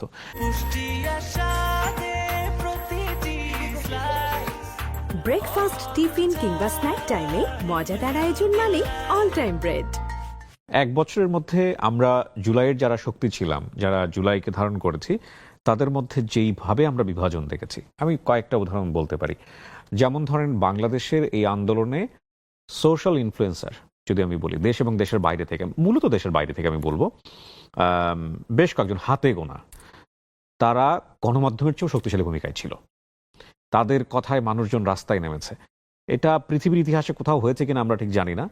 আমরা জানি যে ইন্ডিয়াতেও এরকম কিছু পলিটিক্যাল ইনফ্লুয়েন্সার আছেন, কিন্তু এতটা পাওয়ারফুল কিনা বাংলাদেশের এই বেশ কয়েকজন আমি বলবো। তাদের মধ্যে এক বিভাজন দেখেছি, মারাত্মক রকমের বিভাজন, একজন আরেকজনকে সম্মান দিয়ে কথা বলে না। এবং এই যে ক্রিটিসিজমের এই যে লেয়ার, হ্যাঁ আমরা বলতে পারি যে এখন গণমাধ্যম অনেক স্বাধীন, যে যেভাবে পারছে কথা বলছে, কিন্তু এই যে বিভাজনগুলো, রাজনীতিতে বিভাজন, মানুষে মানুষে বিভাজন, চিন্তায় বিভাজন, আসলে এটা কি ঠিক হচ্ছে? বা এই জায়গাটায় আসলে সামনে কি হতে পারে? এটা তো আমাদের জন্য খুবই কষ্টকর, খুবই মানে এটা আমাদের মানে আছে না যে আপনি জাস্ট তাকাই দেখবেন, কিছু বলতে পারছেন না। যেই স্পিরিট গুলো একসাথে ছিল, আমি 1000বার বলেছি, আপনি আমাকে বলেছেন না যে আমরা আরো কোনো প্ল্যাটফর্মের সাথে কেন গেলাম না, ইভেন রাজনৈতিক দলও কেন এখনো যাচ্ছি না। আমাদের মনে হচ্ছিল আমরা যে একটা যুদ্ধে আছি, এটা ন্যূনতম একটা পর্যায়ে পৌঁছানোর পরে যে যার পলিটিক্সটা করবে। তো আমাদের বন্ধুরা স্বাভাবিকভাবে অনেকে যে যার পলিটিক্স করবে, ভিন্ন ভিন্ন হয়ে যাবে। তখন মনে হলো যে একটা না একটা ফোর্স কিন্তু থাকতে হবে, যে যখন প্রচন্ড কোনো খারাপ অবস্থা হবে তখন সবাই হাত ধরে টেনে নিয়ে একসাথে একটু বসানো, একসাথে চা খাওয়ানো। তো সাধারণত যেটা হয় ভাই, প্রত্যেকটা দেশেই কোনো গণ অভ্যুত্থান বা বিপ্লবের পর যারা বিপ্লবী শক্তি থাকে তাদের নিজেদের মধ্যে প্রচন্ড ঝগড়াঝাটি শুধু হয় না, বিপ্লবীদের হাতে বিপ্লবীরা খুনও হয়। পৃথিবীর অনেক দেশে হয়েছে। তো প্রথমত আমরা তো এখানে বিপ্লবটা চূড়ান্তভাবে করতে পারি নাই, কিন্তু আমরা তো গণ অভ্যুত্থান তো করেছি ভীষণভাবে। তো এখন এটার বিভিন্ন ফোর্স, আমরা তো দেখেন ডান বাম বিভিন্ন ঘরানা সবাই মিলে একসাথে করেছি। এখন যে যার ঘরে ফিরবে, এটা হওয়ারই কথা ছিল। কিন্তু এখানে যেটা হয়ে যাচ্ছে যে ওই আক্রমণের ভাষাটা, মানে আমি শুধু আমাকে সহ সবাইকে বলছি, প্লিজ আমরা যখন সমালোচনাটা করব তখন ন্যূনতম এটুকুন মেনটেন করি যাতে জরুরি প্রয়োজনে আবার তার সাথে একসাথে একটু বসা যায়, এমন ভাবে না বলি যাতে কোনোদিনই তার মুখ দেখা বন্ধ হয়ে যায়। কারণ আমরা যেহেতু দেখেন, আমি আবারও বলি, যত বিচ্ছিন্নতা থাকুক, অনৈক্য থাকুক, আওয়ামী লীগ প্রশ্নে বাংলাদেশের সমস্ত ফ্যাসিবাদ বিরোধী শক্তির এক, গণহত্যার বিরুদ্ধে এক। তো আপনার আমাকে সহ আমি সবাইকে বলতে চাই, আমরা যখনই সমালোচনাটা করব, যারা জুলাইয়ের শক্তি ছিল, অন্তত এতটুকুন সম্মান ন্যূনতম বজায় রাখা, যাতে আবারও বড় বৃহত্তর ঐক্যে দরকার হলে আমরা যেন এক টেবিলে বসে কথা বলতে পারি। কিন্তু এমন ভাবে যদি বলে ফেলি যে আমাদের মুখ দেখা দেখি বন্ধ হয়ে যায়, এই সুবিধা নিবে কারা? ভারতীয় আধিপত্যবাদ নিবে, গণহত্যাকারীরা নিবে। তো এটা তো আমাদের জন্য কারোর জন্যই কাম্য নয়। সুতরাং ওই ঐক্যটা তো আমাদের লাগবে। আগামীর যে নির্বাচন, আমরা অলরেডি শুনেছি যে 2026 ফেব্রুয়ারিতে নির্বাচন। আপনার কি মনে হয় এখন যে অবস্থায় আছে বাংলাদেশ, তাতে আমরা কি ফ্রি ফেয়ার একটা ইলেকশন দিতে পারবো? এখন ঠিক যে অবস্থায় আছে তাতে ওরকম প্রধান উপদেষ্টা বলেছেন যেটা, যে ঈদের উৎসবের মতো একটা নির্বাচন। দেখেন, গত বাংলাদেশের যতগুলো বড় বড় সমস্যা হয়েছে তার মূলে ছিল ত্রুটিপূর্ণ নির্বাচন। এখন উনি যেটা বলেছেন যে একটা ঈদের মতো, যে মানুষ বিদেশ থেকেও ভোট দিতে আসবে। আসলে সত্যি ওরকম একটা নির্বাচন হলে তো মানুষ ওই আমেজটা, বাচ্চা কাচ্চা নিয়ে লাইন দিয়ে ভোট দিবে। কিন্তু এখন পর্যন্ত আইন শৃঙ্খলা বাহিনীর যে অবস্থা, 1000-এর উপরে পুলিশ সরাসরি গণহত্যায় জড়িত, তাদের ব্যাপারে মামলা আছে। 46 জন না জানো কয়জনকে এরকমই গ্রেপ্তার করা হয়েছে, বাকিদেরকে গ্রেপ্তারও করা হয় নাই। তো পুলিশের অবস্থা এই, বাকি আইন শৃঙ্খলার অবস্থা এই। ঠিক এই অবস্থায় নির্বাচনে গেলে বাংলাদেশের মানুষের ঈদের উৎসবও হবে না, ওরকম ভালো নির্বাচনও হবে না, যা হবার তাই হবে। তো আমি যেটা মনে করি যে ইতিহাসের শ্রেষ্ঠ নির্বাচন হওয়ার জন্য আমরা দুটো কথা বলেছি। প্রথমত, অন্তত গুরুত্বপূর্ণ কয়েকটা বিচার আপনাকে দেখাতেই হবে। যদি জনগণকে, আপনি যদি চান না বিএনপি, জামাত ইসলামী আর যারা যারা এখন ক্ষমতার কাছাকাছি যাবে শুধু তারাই নির্বাচন করুক, এটা বাংলাদেশের জনগণের সর্বোচ্চ 20%। কিন্তু বাকি যারা দলের কর্মী না কিন্তু দেশ ভালোবেসে নির্বাচন করবে, তারা কিন্তু কেন্দ্রে যাবে না। তাদেরকে কেন্দ্রে নিলে কি কি করতে হবে? আপনাকে অবশ্যই জুলাই গণহত্যার যারা একদম প্রথম নির্দেশদাতা, তাদের কয়েকটার বিচার করে দেখাতে হবে। নাম্বার 2, অবশ্যই কিছু মৌলিক সংস্কার, মানে একদম যা আছে সেটার উপর দিয়ে দিলে মানুষ ভোট কেন্দ্রে যাবে না, আমিও যাব না, আমরাও যাব না। এমন কিছু সংস্কার যেটা মানুষ ফিল করবে যে না, এই সংস্কারটা হয়েছে, এখন খুশি হয়ে আমরা নির্বাচনটা করতে পারি। নাম্বার 3, এই নির্বাচনটা হতে হবে বাকশালী সংবিধানকে কবর দিয়ে নতুন বাংলাদেশের নতুন সংবিধানের নির্বাচন। আপনাকে বলতে পারতে হবে যারাই ক্ষমতায় আসবে, এইটা আমরা নতুন বাংলাদেশ বলছি, তো সুতরাং নতুন বাংলাদেশে বাকশালী সংবিধান, যেটার মাধ্যমে অটোমেটিকলি ফ্যাসিবাদ কায়েম হবে আবারও, সেই সংবিধানকে বাদ দিয়ে জনতার নতুন সংসদ, নতুন সংবিধান প্রণয়ন করবে। আপনি এটা যদি ঘোষণা দিতে পারেন, তাহলে বাংলাদেশের মানুষ ওই আনন্দে, ওই আকাঙ্ক্ষায় নির্বাচনে অংশগ্রহণ করবে। কিন্তু নতুন সংবিধানও নাই, কোনো সংস্কারও নাই, বিচারও নাই, এই অবস্থায় নির্বাচন গেলে আসলে কিছুই হবে না। ইভেন আই থিঙ্ক নির্বাচন করাও কঠিন হয়ে যাবে। হতাশ হয়ে যাচ্ছি আমরা মানে শেষের দিকের এই কথাগুলো শুনে। কিন্তু মানুষ তো আসলে একটা পরিবর্তন দেখতে চেয়েছিল, অবশ্যই, এবং সেই পরিবর্তনের জায়গায় আসলে কলকাঠি নাড়ছে কে, সেটাও একটা বড় প্রশ্ন। আমরা মাঝখানে এরকম একটা গুজবও শুনেছিলাম, গুজব কিনা এটা গুজব বলা যায় কিনা আমি জানি না, মানে আমাদের নাহিদ, এনসিপির যিনি প্রধান, তিনি তো বলেই ফেলেছিলেন যে প্রধান উপদেষ্টা পদত্যাগ করতে চান, এবং এরকম শক্তিশালী স্টেটমেন্টও এসছে যে সরকারের ভেতরে একটা সরকার আছে। তো সেই অবস্থায় আসলে ইউনূস সাহেব কতটুকু করতে পারেন, সেটাও একটা বড় প্রশ্ন। আবার আপনি যে বিষয়গুলোর কথা বললেন, সেগুলো যারা স্টেক হোল্ডার তারা করবেন কিনা, সেটাও একটা বড় প্রশ্ন। তার মানে সবকিছু মিলিয়ে কি আমরা একটা অনিশ্চিত বাংলাদেশের দিকে না, এখন যাচ্ছি? পর্যন্ত আমরা খুবই অনিশ্চয়তার মধ্যে আছি। কারণ দেখেন, অবশ্যই আমরা বলি পলিটিক্যাল পার্টিসগুলো গুরুত্বপূর্ণ স্টেক হোল্ডার, কিন্তু বাংলাদেশের স্বাধীনতা সার্বভৌমত্ব এতটাই গুরুত্বপূর্ণ যে তার সমস্ত মালিকানা আর সিদ্ধান্ত রাজনীতিবিদদের হাতে ছেড়ে দেওয়া যায় না। যেই ক্ষমতায় আসবে, ইভেন যদি জামাত ইসলাম আসে, কথার কথা বললাম, তাকেও তো ইন্ডিয়া প্রশ্ন ডিল করতে হবে কিবরিয়া ভাই। তা আপনি ভারতের মতো, আমি আপনাকে আবারও বলি, বাংলাদেশের পাশে বা প্রতিবেশী দেশগুলোর পাশে ভারত রাষ্ট্র হিসাবে যতটা পরাক্রমশালী, মেক্সিকোর পাশে আমেরিকাও ততটা পরাক্রমশালী না। এটা আমি আপনাকে দায়িত্ব নিয়ে বললাম। তো যখন একটা ইলেক্টেড গভর্নমেন্ট আসবে, ইন্ডিয়া তো বসে আছে তার সাথে ডিল করবার জন্য, তা আপনি তো তখন এই মৌলিক সংস্কারগুলো চাইলেও করতে পারবেন না। এই জন্য রাজনৈতিক দলগুলোর কাছে আমরা হাতে ধরে পায়ে ধরে বারবার বলবার চেষ্টা করছি, প্লিজ আপনারা চাইলেও পারবেন না, আপনাদেরকে বিভিন্ন জিনিস ডিল করতে হবে, আর ইন্ডিয়া এগুলো হতে দিবে না। সুতরাং আপনারা ইনুসের কাঁধে বন্দুক রেখে, ইন্টারিমের উপরে বন্দুক রেখে এই কাজগুলো করে ফেলেন। যদি তারা ভালো কিছু সংস্কার করতে চায়, প্লিজ আপনারা বাগড়া দিয়েন না, আপনারা বরং তাদের উপর দিয়ে করে ফেলেন। আপনারা তো পারবেন না, আপনারা জানেন, আপনাদের ইচ্ছা থাকবে কিন্তু আপনারা করতে পারবেন না, আপনাদেরকে করতে দেওয়া হবে না। তো এই যে একটা সোনালী সুযোগ আমরা পেয়েছি, এটাকে কেন মিস করতেছি ভাই? তো আপনার মাধ্যমে আমরা বলি হতাশার কিছু নাই।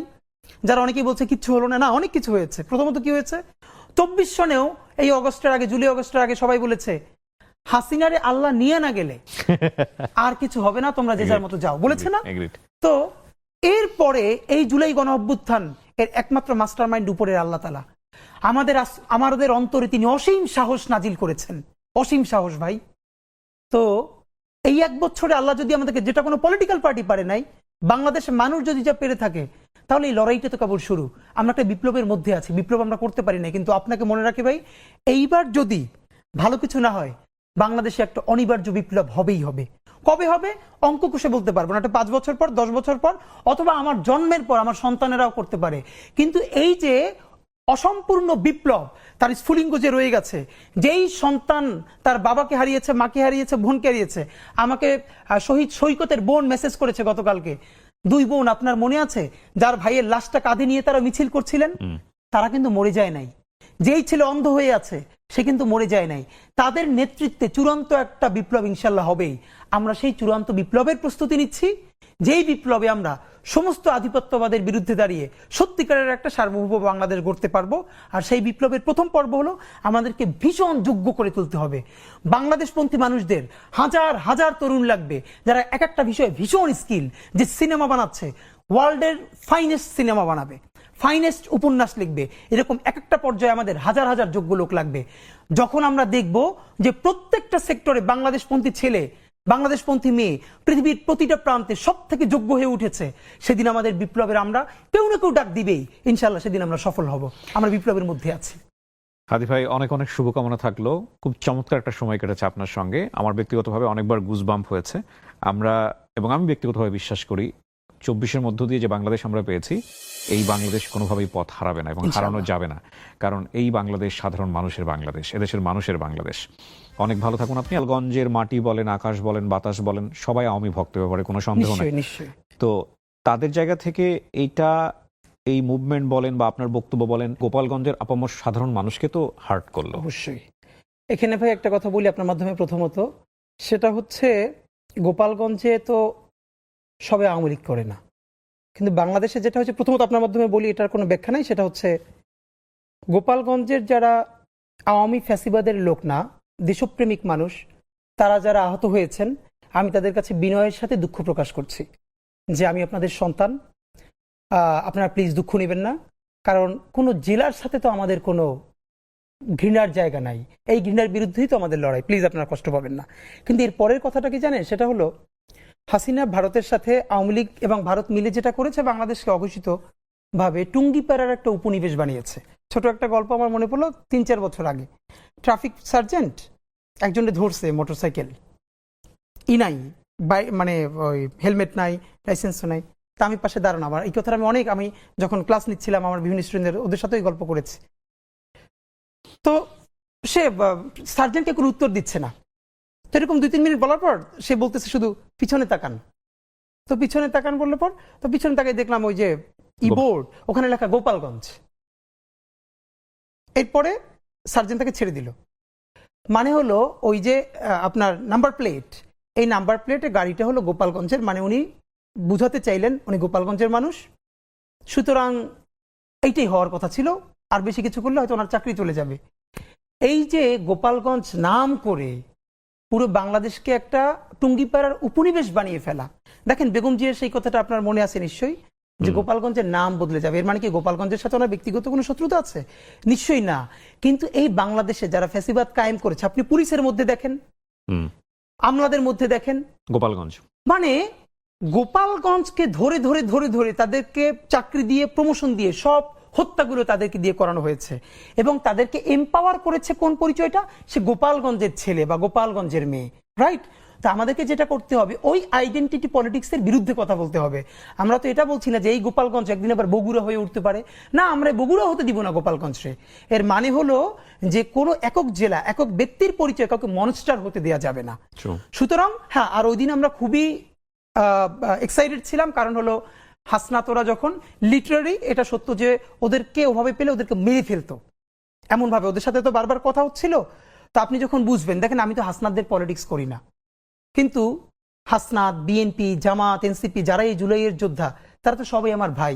ইভেন আওয়ামী লীগের সেই মানুষটা, আমি হাজারবার বলি, যে গণহত্যা করে নাই, গুম করে নাই, খুন করে নাই, হত্যা করে নাই, কিন্তু সে ফিলোসফিক্যালি আওয়ামী লীগ, আমি তো তাকেও বলি যে তার সাথেও কোনো অন্যায় করা যাবে না, তার সাথে ইনসাফ করতে হবে। না, আওয়ামী লীগের অনেকে আছে জুলাইয়ের পক্ষে ছিল, হ্যাঁ, একদম স্বীকৃত আওয়ামী লীগ। আমি আপনাকে বলি, আমি যে আমার শেষের 10 দিন তো আমার বাসায় থাকতে পারি নাই, এবং আমার ওয়াইফ তখন বাসায় একা, আমার বাড়ির লোক, আমার শ্বশুর বাড়ির কেউ জানে না যে আমি বাসায় নাই, আমার ওয়াইফ প্রেগনেন্ট, কিন্তু তখন আমি রাতে বাসায় থাকি না, কারণ সারা রাত জেগে জেগে ল্যান্ডফোনে তখন যখন নেট ব্ল্যাক আউট করা হয়েছিল, আমি যে বাসাটা যে আপার বাসায় ছিলাম, ওনার ভাইও আওয়ামী লীগের ওয়ার্ডের একজন বড় নেতা, এবং ওই বাসাতে এই জন্য আমি এই আপার বাসায় থাকতে পেরেছিলাম যেন, এবং ওনার ভাই জানতো, কিন্তু ওনাকে বারবার ডেকে বলেছে এটা কিন্তু খুব রিস্কি হচ্ছে, বাট এবং ওই আপা, আমি অনেক টকশোতে বলেছি, উনি রাত 2টায় 3টায় আমার সাথে ব্রাকের সামনে, ইস্ট ওয়েস্টের সামনে, তারপরে আবুল হোটেলের ওখানে বোরকা পরে ফাইল নিয়ে হসপিটালের আমার সাথে গেছেন, কারণ ঠিক তখন আমার ওখানে যাওয়া দরকার ছিল অবস্থা বোঝার জন্য।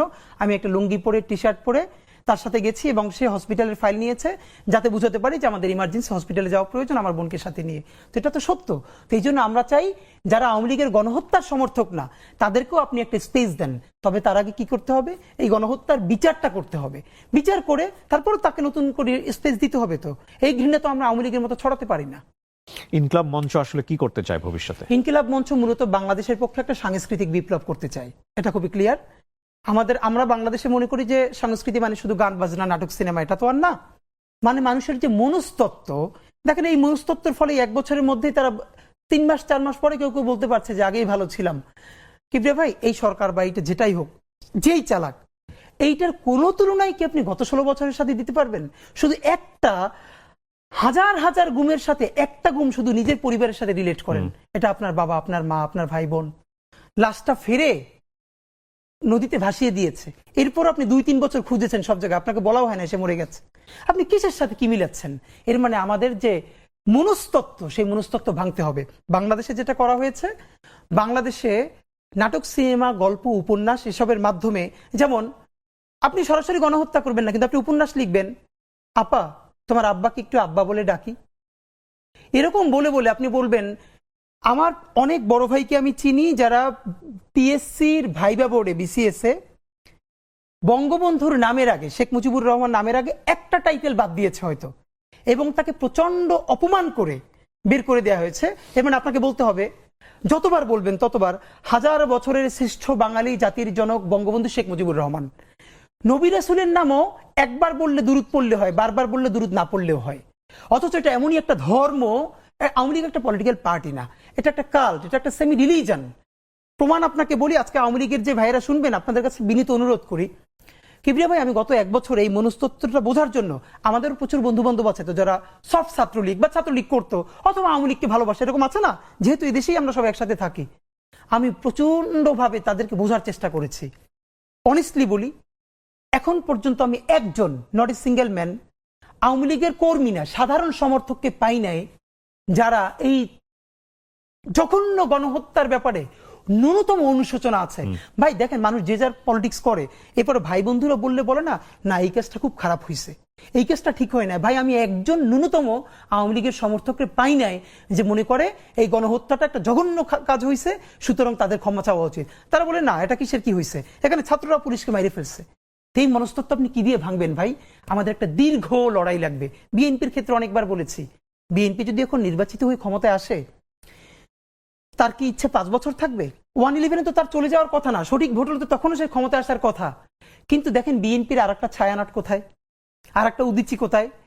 আওয়ামী লীগের 100-র বেশি এরকম সফট লেয়ার ছিল যে সে দেখেন সে ক্ষমতায় নাই, কিন্তু তার পক্ষে মত উৎপাদন করার মতো মূলধারা মিডিয়া থেকে শুরু করে কত জায়গায় লোক আছে, তারা গিলি করা পাঞ্জাবি পড়বে, তারা রবীন্দ্রসঙ্গীত গাইবে, শান্তিনিকেতনের জবনে কথা বলবে, এবং তারা বলবে যে হাসিনা খারাপ কিন্তু বঙ্গবন্ধু তো খারাপ নয়, কিন্তু সে একবারও বলে না এই বঙ্গবন্ধু স্বাধীনতার স্থপতি, এই কথাটা যেরকম সত্য, সেই বঙ্গবন্ধু বাংলাদেশে বাকশাল কায়েম করে গণতন্ত্র হত্যা করেছেন।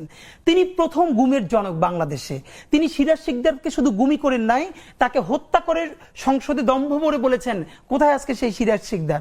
এই বাংলাদেশের প্রত্যেকটা, এই যে আজকে ফ্যাসিবাদ, এই ফ্যাসিবাদের জন্মদাতা ছিলেন হাজার বছরের শ্রেষ্ঠ বাঙালি বঙ্গবন্ধু শেখ মুজিবুর রহমান। এই কথাটা তিনি বলবেন না। বাংলাদেশ থেকে কোন ইতিহাসটা গুম করা হয়েছে ভাই জানেন? ৭৪-এর দুর্ভিক্ষ। কবি আব্দুল হাই শিকদার, যুগান্তরের সম্পাদক, কয়েকদিন আগেও আমাকে বলেছেন যে কমপক্ষে ৫ লক্ষ মানুষ ৭৪-এর দুর্ভিক্ষে মারা গেছে, কিন্তু উনি বলছেন আমি আমার এলাকায় গিয়ে দেখি আসলে মানুষের অভাব, মানে চাল ডালের অভাব নাই।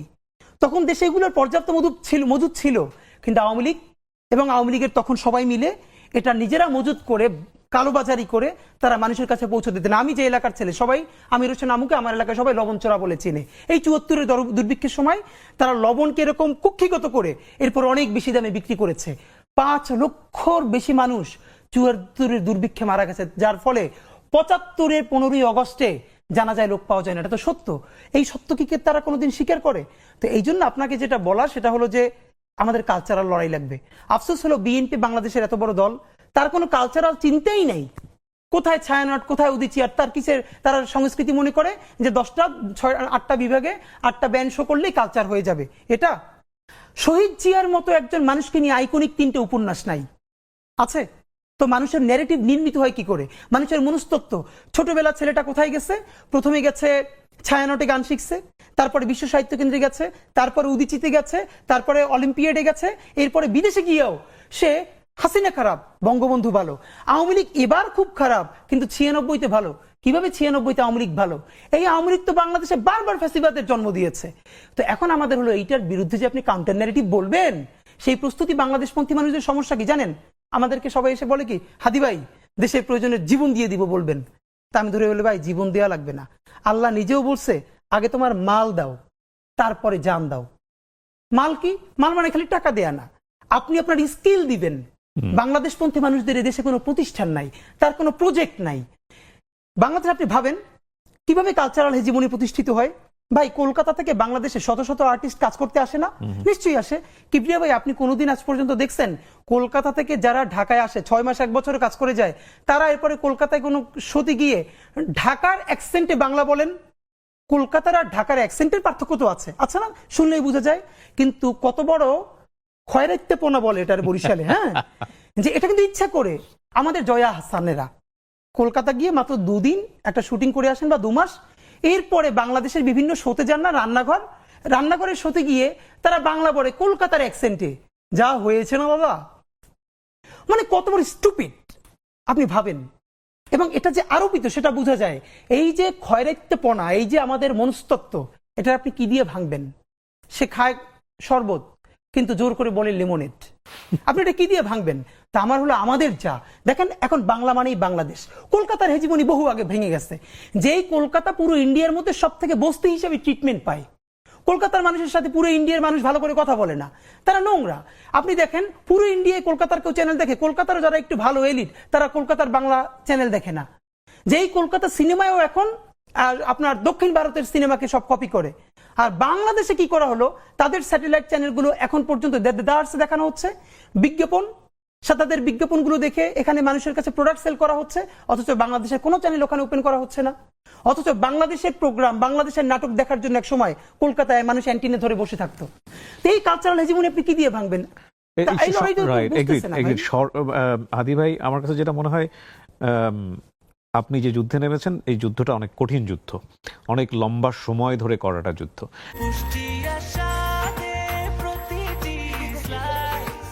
ব্রেকফাস্ট, টিফিন কিংবা স্ন্যাক টাইমে মজাদার আয়োজন মানে অল টাইম ব্রেড।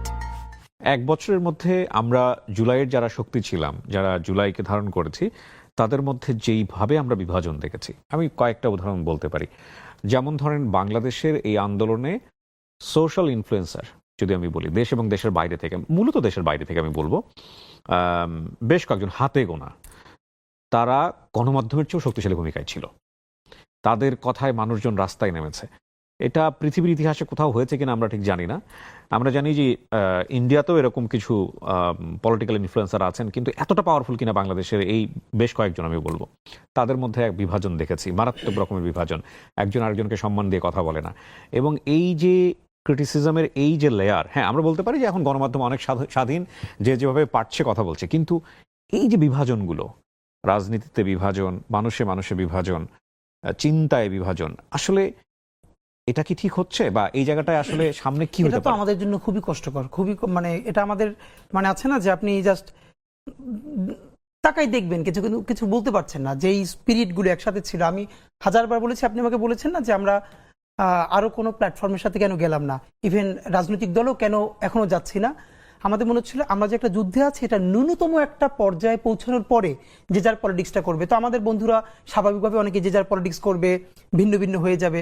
তখন মনে হলো যে একটা না একটা ফোর্সকে তো থাকতে হবে, যখন প্রচন্ড কোনো খারাপ অবস্থা হবে তখন সবাই হাত ধরে টেনে নিয়ে একসাথে একটু বসানো, একসাথে চা খাওয়ানো। তো সাধারণত যেটা হয় ভাই, প্রত্যেকটা দেশেই কোনো গণ অভ্যুত্থান বা বিপ্লবের পর যারা বিপ্লবী শক্তি থাকে তাদের নিজেদের মধ্যে প্রচন্ড ঝগড়াঝাটি শুধু হয় না, বিপ্লবীদের হাতে বিপ্লবীরা খুনও হয়। পৃথিবীর অনেক দেশে হয়েছে। তো প্রথমত আমরা তো এখানে বিপ্লবটা চূড়ান্তভাবে করতে পারি নাই, কিন্তু আমরা তো গণ অভ্যুত্থান তো করেছি ভীষণভাবে।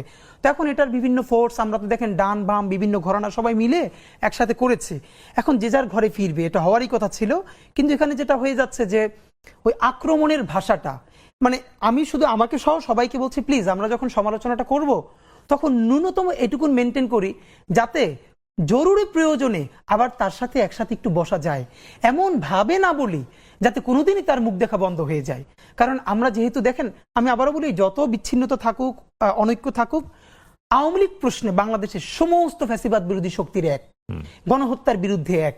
তো আপনার আমাকে সহ আমি সবাইকে বলতে চাই, আমরা যখনই সমালোচনাটা করব, যারা জুলাইয়ের শক্তি ছিল, অন্তত এতটুকুন সম্মান ন্যূনতম বজায় রাখা, যাতে আবারও বড় বৃহত্তর ঐক্যে দরকার হলে আমরা যেন এক টেবিলে বসে কথা বলতে পারি। কিন্তু এমন ভাবে যদি বলে ফেলি যে আমাদের মুখ দেখা দেখি বন্ধ হয়ে যায়, এই সুবিধা নিবে কারা?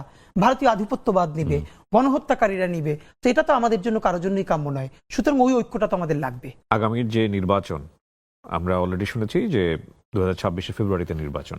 আপনার কি মনে হয় এখন যে অবস্থায় আছে বাংলাদেশ, তাতে আমরা কি ফ্রি ফেয়ার একটা ইলেকশন দিতে পারবো? এখন ঠিক যে অবস্থায় আছে তাতে ওরকম প্রধান উপদেষ্টা বলেছেন যেটা, যে ঈদের উৎসবের মতো একটা নির্বাচন। দেখেন, গত বাংলাদেশের যতগুলো বড় বড় সমস্যা হয়েছে তার মূলে ছিল ত্রুটিপূর্ণ নির্বাচন। এখন উনি যেটা বলেছেন যে একটা ঈদের মতো, যে মানুষ বিদেশ থেকেও ভোট দিতে আসবে। আসলে সত্যি ওরকম একটা নির্বাচন হলে তো মানুষ ওই আমেজটা, বাচ্চা কাচ্চা নিয়ে লাইন দিয়ে ভোট দিবে। কিন্তু এখন পর্যন্ত আইন শৃঙ্খলা বাহিনীর যে অবস্থা, 1000-এর উপরে পুলিশ সরাসরি গণহত্যায় জড়িত, তাদের ব্যাপারে মামলা আছে। 46 জন না জন কয়জনকে এরকমই গ্রেপ্তার করা হয়েছে, বাকিদেরকে গ্রেপ্তারও করা হয় নাই। তো পুলিশের অবস্থা এই, বাকি আইন শৃঙ্খলার অবস্থা এই। ঠিক এই অবস্থায় নির্বাচনে গেলে বাংলাদেশের মানুষের ঈদের উৎসবও হবে না, ওরকম ভালো নির্বাচনও হবে না, যা হবার তাই হবে। তো আমি যেটা মনে করি যে ইতিহাসের শ্রেষ্ঠ নির্বাচন হওয়ার জন্য আমরা দুটো কথা বলেছি। প্রথমত, অন্তত গুরুত্বপূর্ণ কয়েকটা বিচার আপনাকে দেখাতেই হবে। যদি জনগণকে, আপনি যদি চান না বিএনপি, জামাত ইসলামী আর যারা যারা এখন ক্ষমতার কাছাকাছি যাবে শুধু তারাই নির্বাচন করুক, এটা বাংলাদেশের জনগণের সর্বোচ্চ 20%। কিন্তু বাকি যারা দলের কর্মী না কিন্তু দেশ ভালোবেসে নির্বাচন করবে, তারা কিন্তু কেন্দ্রে যাবে না। তাদেরকে কেন্দ্রে নিলে কি কি করতে হবে? আপনাকে অবশ্যই জুলাই গণহত্যার যারা একদম প্রথম নির্দেশদাতা, তাদের কয়েকটার বিচার করে দেখাতে হবে। নাম্বার 2, অবশ্যই কিছু মৌলিক সংস্কার, মানে একদম যা আছে সেটার উপর দিয়ে দিলে মানুষ ভোট কেন্দ্রে যাবে না, আমিও যাব না, আমরাও যাব না। এমন কিছু সংস্কার যেটা মানুষ ফিল করবে যে না, এই সংস্কারটা হয়েছে, এখন খুশি হয়ে আমরা নির্বাচনটা করতে পারি। নাম্বার 3, এই নির্বাচনটা হতে হবে বাকশালী সংবিধানকে কবর দিয়ে নতুন বাংলাদেশের নতুন সংবিধানের নির্বাচন। আপনাকে বলতে পারতে হবে যারাই ক্ষমতায় আসবে, এইটা আমরা নতুন বাংলাদেশ বলছি, তো সুতরাং নতুন বাংলাদেশে বাকশালী সংবিধান, যেটার মাধ্যমে অটোমেটিকলি ফ্যাসিবাদ কায়েম হবে আবারও, সেই সংবিধানকে বাদ দিয়ে জনতার নতুন সংসদ, নতুন সংবিধান প্রণয়ন করবে। আপনি এটা যদি ঘোষণা দিতে পারেন, তাহলে বাংলাদেশের মানুষ ওই আনন্দে, ওই আকাঙ্ক্ষায় নির্বাচনে অংশগ্রহণ করবে। কিন্তু নতুন সংবিধানও নাই, কোনো সংস্কারও নাই, বিচারও নাই, এই অবস্থায় নির্বাচন গেলে আসলে কিছুই হবে না। ইভেন আই থিঙ্ক নির্বাচন করাও কঠিন হয়ে যাবে। হতাশ হয়ে যাচ্ছি আমরা, মানে শেষের দিকের এই কথাগুলো শুনে। কিন্তু মানুষ তো আসলে একটা পরিবর্তন দেখতে চেয়েছিল অবশ্যই। এবং সেই পরিবর্তনের জায়গায় আসলে কলকাঠি নাড়ছে কে, সেটাও একটা বড় প্রশ্ন। আমরা মাঝখানে এরকম একটা গুজবও শুনেছিলাম, গুজব কিনা এটা গুজব বলা যায় কিনা আমি জানি না, মানে আমাদের নাহিদ এনসিপির যিনি প্রধান, তিনি তো বলেই ফেলেছিলেন যে প্রধান উপদেষ্টা পদত্যাগ করতে চান, এবং এরকম শক্তিশালী স্টেটমেন্টও এসছে যে সরকারের ভেতরে একটা সরকার আছে। তো সেই অবস্থায় আসলে ইউনূস সাহেব কতটুকু করতে পারেন সেটাও একটা বড় প্রশ্ন। আবার আপনি যে বিষয়গুলোর কথা বললেন সেগুলো যারা স্টেক হোল্ডার তারা করবেন কিনা সেটাও একটা বড় প্রশ্ন। তো তার মানে সবকিছু মিলিয়ে কি আমরা একটা অনিশ্চিত বাংলাদেশের দিকে না, এখন যাচ্ছি? পর্যন্ত আমরা খুবই অনিশ্চয়তার মধ্যে আছি। কারণ দেখেন, অবশ্যই আমরা বলি পলিটিক্যাল পার্টিসগুলো গুরুত্বপূর্ণ স্টেক হোল্ডার, কিন্তু বাংলাদেশের স্বাধীনতা সার্বভৌমত্ব এতটাই গুরুত্বপূর্ণ যে তার সমস্ত মালিকানা আর সিদ্ধান্ত রাজনীতিবিদদের হাতে ছেড়ে দেওয়া যায় না। যেই ক্ষমতা আসবে, ইভেন যদি জামাত ইসলাম আসে, কথার কথা বললাম, তাকেও তো ইন্ডিয়া প্রশ্ন ডিল করতে হবে কিবরিয়া ভাই। তা আপনি ভারতের মতো, আমি আপনাকে আবারও বলি, বাংলাদেশের পাশে বা প্রতিবেশী দেশগুলোর পাশে ভারত রাষ্ট্র হিসাবে যতটা পরাক্রমশালী, মেক্সিকোর পাশে আমেরিকাও ততটা পরাক্রমশালী না। এটা আমি আপনাকে দায়িত্ব নিয়ে বললাম। তো যখন একটা ইলেক্টেড গভর্নমেন্ট আসবে, ইন্ডিয়া তো বসে আছে তার সাথে ডিল করবার জন্য, তা আপনি তো তখন এই মৌলিক সংস্কারগুলো চাইলেও করতে পারবেন না। এই জন্য রাজনৈতিক দলগুলোর কাছে আমরা হাতে ধরে পায়ে ধরে বারবার বলবার চেষ্টা করছি, প্লিজ আপনারা চাইলেও পারবেন না, আপনাদেরকে বিভিন্ন জিনিস ডিল করতে হবে, আর ইন্ডিয়া এগুলো হতে দিবে না। সুতরাং আপনারা ইউনূসের কাঁধে বন্দুক রেখে, ইন্টারিমের উপরে বন্দুক রেখে এই কাজগুলো করে ফেলেন। যদি তারা ভালো কিছু সংস্কার করতে চায়, প্লিজ আপনারা বাগড়া দিয়েন না, আপনারা বরং তাদের উপর দিয়ে করে ফেলেন। আপনারা তো পারবেন না, আপনারা জানেন, আপনাদের ইচ্ছা থাকবে কিন্তু আপনারা করতে পারবেন না, আপনাদেরকে করতে দেওয়া হবে না। তো এই যে একটা সোনালী সুযোগ আমরা পেয়েছি, এটাকে কেন মিস করতেছি ভাই? তো আপনার মাধ্যমে আমরা বলি হতাশার কিছু নাই। যারা অনেকেই বলছে কিচ্ছু হলো না, না, অনেক কিছু হয়েছে। প্রথমত কি হয়েছে, 24 সনেও এই অগস্টের আগে, জুলাই অগস্টের আগে সবাই বলেছে হাসিনারে আল্লাহ নিয়ে না গেলে আর কিছু হবে না, তোমরা যে যার মতো যাও, বলেছে না? তো এরপরে এই জুলাই গণ অভ্যুত্থান এর একমাত্র মাস্টার মাইন্ড উপরের আল্লাহ তাআলা। আমাদের অন্তরে তিনি অসীম সাহস নাজিল করেছেন, অসীম সাহস ভাই। তো এই 1 বছরে আল্লাহ যদি আমাদেরকে, যেটা কোনো পলিটিক্যাল পার্টি পারে নাই, বাংলাদেশের মানুষ যদি যা পেরে থাকে, তাহলে এই লড়াইটা তো কেবল শুরু। আমরা একটা বিপ্লবের মধ্যে আছি, বিপ্লব আমরা করতে পারি না, কিন্তু আপনাকে মনে রাখি ভাই, এইবার যদি ভালো কিছু না হয়, বাংলাদেশে একটা অনিবার্য বিপ্লব হবেই হবে। কবে হবে অঙ্ক কষে বলতে পারবো না, এটা 5 বছর পর, 10 বছর পর, অথবা আমার জন্মের পর আমার সন্তানেরাও করতে পারে। কিন্তু এই যে অসম্পূর্ণ বিপ্লব, তার স্ফুলিঙ্গ যে রয়ে গেছে, যেই সন্তান তার বাবাকে হারিয়েছে, মাকে হারিয়েছে, বোনকে হারিয়েছে, আমাকে শহীদ সৈকতের বোন মেসেজ করেছে গতকালকে, 2 বোন আপনার মনে আছে, যার ভাইয়ের লাশটা কাঁধে নিয়ে তারা মিছিল করছিলেন, তারা কিন্তু মরে যায় নাই। যেই ছেলে অন্ধ হয়ে আছে সে কিন্তু মরে যায় নাই। তাদের নেতৃত্বে চূড়ান্ত একটা বিপ্লব ইনশাল্লাহ হবেই। আমরা সেই চূড়ান্ত বিপ্লবের প্রস্তুতি নিচ্ছি, যেই বিপ্লবে আমরা সমস্ত আধিপত্যবাদের বিরুদ্ধে দাঁড়িয়ে সত্যিকারের একটা সার্বভৌম বাংলাদেশ গড়তে পারবো। আর সেই বিপ্লবের প্রথম পর্ব হলো আমাদেরকে ভীষণ যোগ্য করে তুলতে হবে। বাংলাদেশপন্থী মানুষদের হাজার হাজার তরুণ লাগবে, যারা এক একটা বিষয়ে ভীষণ স্কিল, যে সিনেমা বানাচ্ছে, ওয়ার্ল্ডের ফাইনেস্ট সিনেমা বানাবে, ফাইনেস্ট উপন্যাস লিখবে, এরকম এক একটা পর্যায়ে আমাদের হাজার হাজার যোগ্য লোক লাগবে। যখন আমরা দেখব যে প্রত্যেকটা সেক্টরে বাংলাদেশপন্থী ছেলে, বাংলাদেশপন্থী মেয়ে পৃথিবীর প্রতিটা প্রান্তে সব থেকে যোগ্য হয়ে উঠেছে, সেদিন আমাদের বিপ্লবের আমরা কেউ না কেউ ডাক দিবেই। ইনশাল্লাহ সেদিন আমরা সফল হব। আমরা বিপ্লবের মধ্যে আছি। হাদি ভাই, অনেক অনেক শুভকামনা থাকলো। খুব চমৎকার একটা সময় কেটেছে আপনার সঙ্গে। আমার ব্যক্তিগতভাবে অনেকবার গুজবাম্প হয়েছে। আমি ব্যক্তিগতভাবে বিশ্বাস করি 24-এর মধ্য দিয়ে যে বাংলাদেশ আমরা পেয়েছি, এই বাংলাদেশ কোনোভাবেই পথ হারাবে না এবং হারানো যাবে না। কারণ এই বাংলাদেশ সাধারণ মানুষের বাংলাদেশ, এদেশের মানুষের বাংলাদেশ। অনেক ভালো থাকুন আপনি। গঞ্জের মাটি বলেন, আকাশ বলেন, বাতাস বলেন, সবাই আওয়ামী ভক্ত, ব্যাপারে কোনো সন্দেহ নেই। তো তাদের জায়গা থেকে এই মুভমেন্ট বলেন বা আপনার বক্তব্য বলেন, গোপালগঞ্জের আপামর সাধারণ মানুষকে তো হার্ট করলো। অবশ্যই। এখানে ভাই একটা কথা বলি আপনার মাধ্যমে, প্রথমত সেটা হচ্ছে, গোপালগঞ্জে তো সবাই আওয়ামী লীগ করে না, কিন্তু বাংলাদেশে যেটা হচ্ছে, প্রথমত আপনার মাধ্যমে বলি, এটার কোনো ব্যাখ্যা নাই, সেটা হচ্ছে গোপালগঞ্জের যারা আওয়ামী ফ্যাসিবাদের লোক না, দেশপ্রেমিক মানুষ, তারা যারা আহত হয়েছেন, আমি তাদের কাছে বিনয়ের সাথে দুঃখ প্রকাশ করছি যে আমি আপনাদের সন্তান, আপনারা প্লিজ দুঃখ নেবেন না। কারণ কোনো জেলার সাথে তো আমাদের কোনো ঘৃণার জায়গা নাই, এই ঘৃণার বিরুদ্ধেই তো আমাদের লড়াই, প্লিজ আপনারা কষ্ট পাবেন না। কিন্তু এর পরের কথাটা কি জানেন, সেটা হলো হাসিনা ভারতের সাথে আওয়ামী লীগ এবং ভারত মিলে যেটা করেছে, বাংলাদেশকে অঘোষিত ভাবে টুঙ্গিপাড়ার একটা উপনিবেশ বানিয়েছে। ছোট একটা গল্প আমার মনে পড়লো, 3-4 বছর আগে ট্রাফিক সার্জেন্ট একজনে ধরছে মোটরসাইকেল, ইনাই মানে ওই হেলমেট নাই, লাইসেন্স নাই, তা আমি পাশে দাঁড়ানো। আমার এই কথাটা আমি যখন ক্লাস নিচ্ছিলাম আমার বিভিন্ন স্টুডেন্টদের ওদের সাথেই গল্প করেছি। তো সে সার্জেন্টকে কোনো উত্তর দিচ্ছে না। তো এরকম 2-3 মিনিট বলার পর সে বলতেছে শুধু পিছনে তাকান। তো পিছনে তাকান বললে পর তো পিছনে তাকাই দেখলাম ওই যে বোর্ড, ওখানে লেখা গোপালগঞ্জ। এরপরে সার্জেন্ট তাকে ছেড়ে দিল। মানে হলো ওই যে আপনার নাম্বার প্লেট, এই নাম্বার প্লেটে গাড়িটা হলো গোপালগঞ্জের, মানে উনি বুঝাতে চাইলেন উনি গোপালগঞ্জের মানুষ, সুতরাং এইটাই হওয়ার কথা ছিল, আর বেশি কিছু করলে হয়তো ওনার চাকরি চলে যাবে। এই যে গোপালগঞ্জ নাম করে পুরো বাংলাদেশকে একটা টুঙ্গিপাড়ার উপনিবেশ বানিয়ে ফেলা।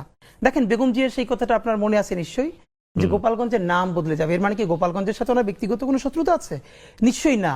কিন্তু এই বাংলাদেশে যারা ফ্যাসিবাদ কায়েম করেছে, আপনি পুলিশের মধ্যে দেখেন, আমলাদের মধ্যে দেখেন, গোপালগঞ্জ মানে গোপালগঞ্জকে ধরে ধরে ধরে ধরে তাদেরকে চাকরি দিয়ে, প্রমোশন দিয়ে, সব হত্যাগুলো তাদেরকে দিয়ে করানো হয়েছে। এবং তাদেরকে এম্পাওয়ার করেছে কোন পরিচয়টা?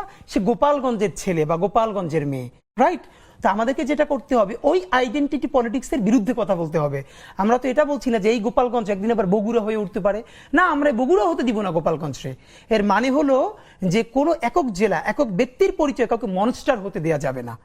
সুতরাং হ্যাঁ, আর ওই দিন আমরা খুবই এক্সাইটেড ছিলাম, কারণ হলো হাসনাতরা যখন লিটারারি, এটা সত্য যে ওদেরকে ওভাবে পেলে ওদেরকে মেরে ফেলতো, এমন ভাবে ওদের সাথে তো বারবার কথা হচ্ছিল। তো আপনি যখন বুঝবেন, দেখেন আমি তো হাসনাতদের পলিটিক্স করি না, কিন্তু হাসনাত, বিএনপি, জামাত, এনসিপি যারা এই জুলাইয়ের যোদ্ধা, তারা তো সবাই আমার ভাই। ইভেন আওয়ামী লীগের সেই মানুষটা, আমি হাজারবার বলি, যে গণহত্যা করে নাই, গুম করে নাই, খুন করে নাই, হত্যা করে নাই, কিন্তু সে ফিলোসফিক্যালি আওয়ামী লীগ।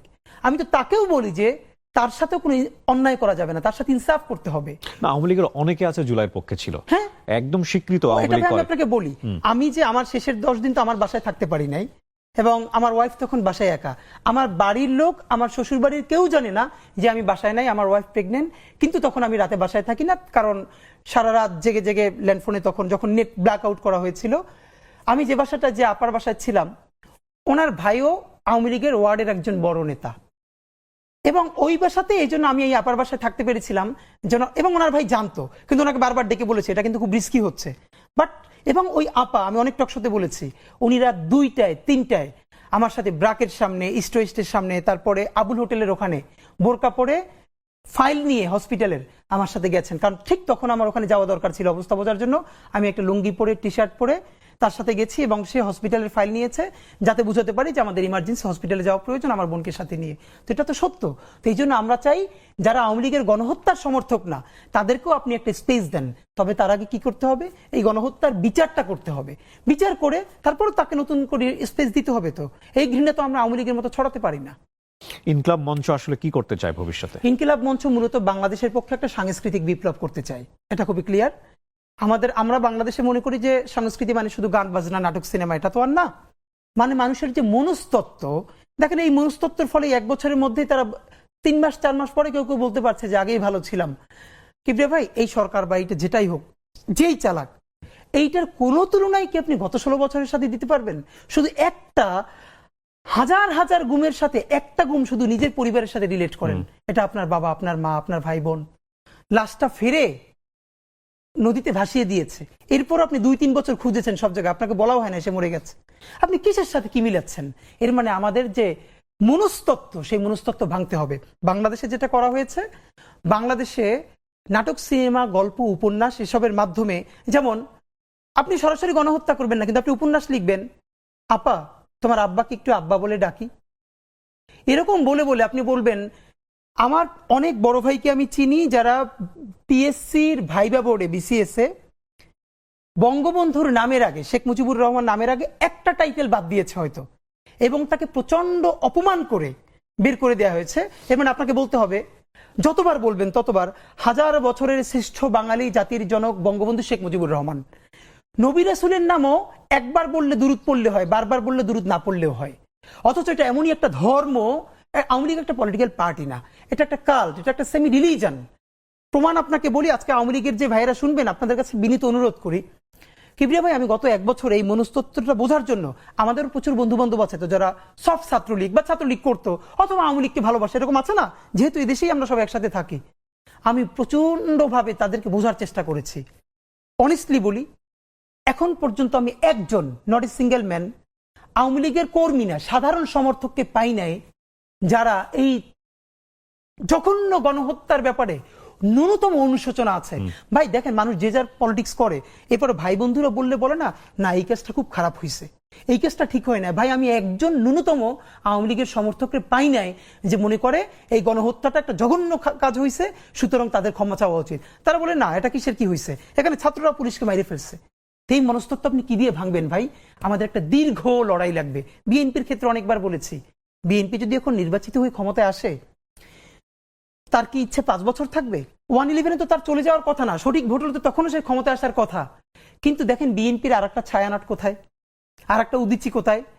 আওয়ামী লীগের 100-র বেশি এরকম সফট লেয়ার ছিল যে সে দেখেন, সে ক্ষমতায় নাই কিন্তু তার পক্ষে মত উৎপাদন করার মতো মূলধারা মিডিয়া থেকে শুরু করে কত জায়গায় লোক আছে, তারা গিলি করা পাঞ্জাবি পড়বে, তারা রবীন্দ্রসঙ্গীত গাইবে, শান্তিনিকেতনের জবনে কথা বলবে, এবং তারা বলবে যে হাসিনা খারাপ কিন্তু বঙ্গবন্ধু তো খারাপ নয়। কিন্তু সে একবারও বলে না এই বঙ্গবন্ধু স্বাধীনতার স্থপতি, এই কথাটা যেরকম সত্য, সেই বঙ্গবন্ধু বাংলাদেশে বাকশাল কায়েম করে গণতন্ত্র হত্যা করেছেন।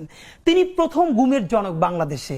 তিনি সিরাজ শিকদারকে শুধু গুমি করেন নাই, তাকে হত্যা করে সংসদে দম্ভ ভরে বলেছেন, কোথায় আজকে সেই সিরাজ শিকদার? এই বাংলাদেশের প্রত্যেকটা, এই যে আজকে ফ্যাসিবাদ, এই ফ্যাসিবাদের জন্মদাতা ছিলেন 1000 বছরের শ্রেষ্ঠ বাঙালি বঙ্গবন্ধু শেখ মুজিবুর রহমান। এই কথাটা তিনি বলবেন না। বাংলাদেশ থেকে কোন ইতিহাসটা গুম করা হয়েছে ভাই জানেন? 74-এর দুর্ভিক্ষ। কবি আব্দুল হাই শিকদার, যুগান্তরের সম্পাদক, কয়েকদিন আগেও আমাকে বলেছেন যে কমপক্ষে 5 লক্ষ মানুষ 74-এর দুর্ভিক্ষে মারা গেছে। কিন্তু উনি বলছেন, আমি আমার এলাকায় গিয়ে দেখি আসলে মানুষের অভাব, মানে চাল ডালের অভাব নাই। তখন দেশে এগুলোর পর্যাপ্ত মজুদ ছিল, কিন্তু আওয়ামী লীগ এবং আওয়ামী লীগের তখন সবাই মিলে এটা নিজেরা মজুদ করে, কালোবাজারি করে তারা মানুষের কাছে পৌঁছে দিতেন। আমি যে এলাকার ছেলে, সবাই আমির হোসেন আমুকে আমার এলাকায় সবাই লবণ চোরা বলে চিনে। এই 74-এর দুর্ভিক্ষের সময় তারা লবণকে এরকম কুক্ষিগত করে এরপর অনেক বেশি দামে বিক্রি করেছে। 5 লক্ষর বেশি মানুষ 74-এর দুর্ভিক্ষে মারা গেছে, যার ফলে 75-এর 15ই অগস্টে জানা যায় লোক পাওয়া যায় না। এটা তো সত্য। এই সত্য কি তারা কোনোদিন স্বীকার করে? তো এই জন্য আপনাকে যেটা বলা সেটা হলো যে আমাদের কালচারাল লড়াই লাগবে। আফসোস হলো বিএনপি বাংলাদেশের এত বড় দল, তার কোনো কালচারাল চিন্তাই নেই। কোথায় ছায়ানট, কোথায় উদিচিয়ার, তার কিসের তারা সংস্কৃতি মনে করে যে 10টা 8টা বিভাগে 8টা ব্যান্ড শো করলেই কালচার হয়ে যাবে। এটা শহীদ জিয়ার মতো একজন মানুষকে নিয়ে আইকনিক 3টে উপন্যাস নাই আছে? তো মানুষের ন্যারেটিভ নির্মিত হয় কি করে? মানুষের মনস্তত্ত্ব, ছোটবেলা ছেলেটা কোথায় গেছে? প্রথমে গেছে ছায়ানটে গান শিখছে, তারপরে বিশ্ব সাহিত্য কেন্দ্রে গেছে, তারপরে উদিচিতে গেছে, তারপরে অলিম্পিয়াডে গেছে, এরপরে বিদেশে গিয়েও সে হাসিনা খারাপ, বঙ্গবন্ধু ভালো, আওয়ামী লীগ এবার খুব খারাপ কিন্তু 96-তে ভালো। কিভাবে 96-তে আওয়ামী লীগ ভালো? এই আওয়ামী লীগ তো বাংলাদেশে বারবার ফ্যাসিবাদের জন্ম দিয়েছে। তো এখন আমাদের হলো এইটার বিরুদ্ধে যে আপনি কাউন্টার ন্যারেটিভ বলবেন, সেই প্রস্তুতি বাংলাদেশপন্থী মানুষদের সমস্যা কি জানেন? আমাদেরকে সবাই এসে বলে কি, হাদি ভাই দেশের প্রয়োজনে জীবন দিয়ে দিব বলবেন। তা আমি ধরে বলি, ভাই জীবন দেওয়া লাগবে না। আল্লাহ নিজেও বলছে, আগে তোমার মাল দাও, তারপরে জান দাও। মাল কি? মাল মানে খালি টাকা দেয়া না, আপনি আপনার স্কিল দিবেন। বাংলাদেশপন্থী মানুষদের এদেশে কোনো প্রতিষ্ঠান নাই, তার কোনো প্রজেক্ট নাই। বাংলাদেশে আপনি ভাবেন কিভাবে কালচারাল হেজিমনি প্রতিষ্ঠিত হয়? ভাই, কলকাতা থেকে বাংলাদেশে শত শত আর্টিস্ট কাজ করতে আসে না? নিশ্চয়ই আসে।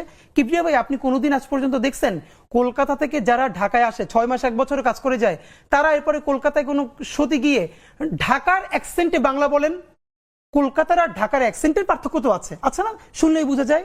কিন্তু কত বড় খয়রাইত্যপনা বলে এটার বরিশালে, হ্যাঁ, যে এটা কিন্তু ইচ্ছা করে। আমাদের জয়া হাসানেরা কলকাতা গিয়ে মাত্র 2 দিন একটা শুটিং করে আসেন বা 2 মাস, এরপরে বাংলাদেশের বিভিন্ন শোতে যান না, রান্নাঘরের শোতে গিয়ে তারা বাংলা বলে কলকাতার অ্যাকসেন্টে।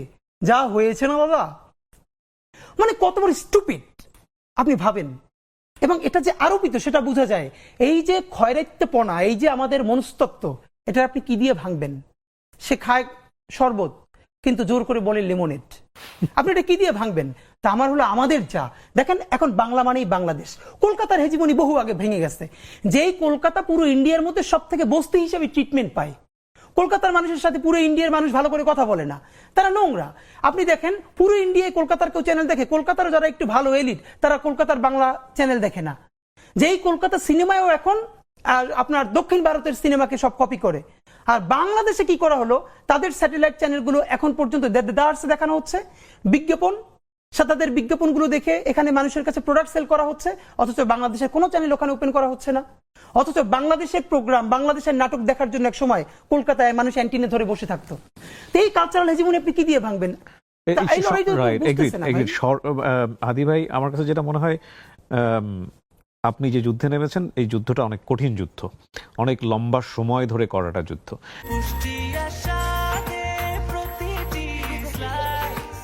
ব্রেকফাস্ট, টিফিন কিংবা স্ন্যাক টাইমে মজাদার আয়োজন মানে অল টাইম ব্রেড। এক বছরের মধ্যে আমরা জুলাইয়ের যারা শক্তি ছিলাম, যারা জুলাইকে ধারণ করেছি, তাদের মধ্যে যেইভাবে আমরা বিভাজন দেখেছি, আমি কয়েকটা উদাহরণ বলতে পারি। যেমন ধরেন, বাংলাদেশের এই আন্দোলনে সোশ্যাল ইনফ্লুয়েন্সার যদি আমি বলি, দেশ এবং দেশের বাইরে থেকে, মূলত দেশের বাইরে থেকে আমি বলবো, বেশ কয়েকজন হাতে গোনা, তারা গণমাধ্যমের চেয়েও শক্তিশালী ভূমিকায় ছিল। তাদের কথায় মানুষজন রাস্তায় নেমেছে। এটা পৃথিবীর ইতিহাসে কোথাও হয়েছে কিনা আমরা ঠিক জানি না। আমরা জানি যে ইন্ডিয়াতেও এরকম কিছু পলিটিক্যাল ইনফ্লুয়েন্সার আছেন, কিন্তু এতটা পাওয়ারফুল কিনা বাংলাদেশের এই বেশ কয়েকজন আমি বলবো। তাদের মধ্যে এক বিভাজন দেখেছি, মারাত্মক রকমের বিভাজন, একজন আরেকজনকে সম্মান দিয়ে কথা বলে না।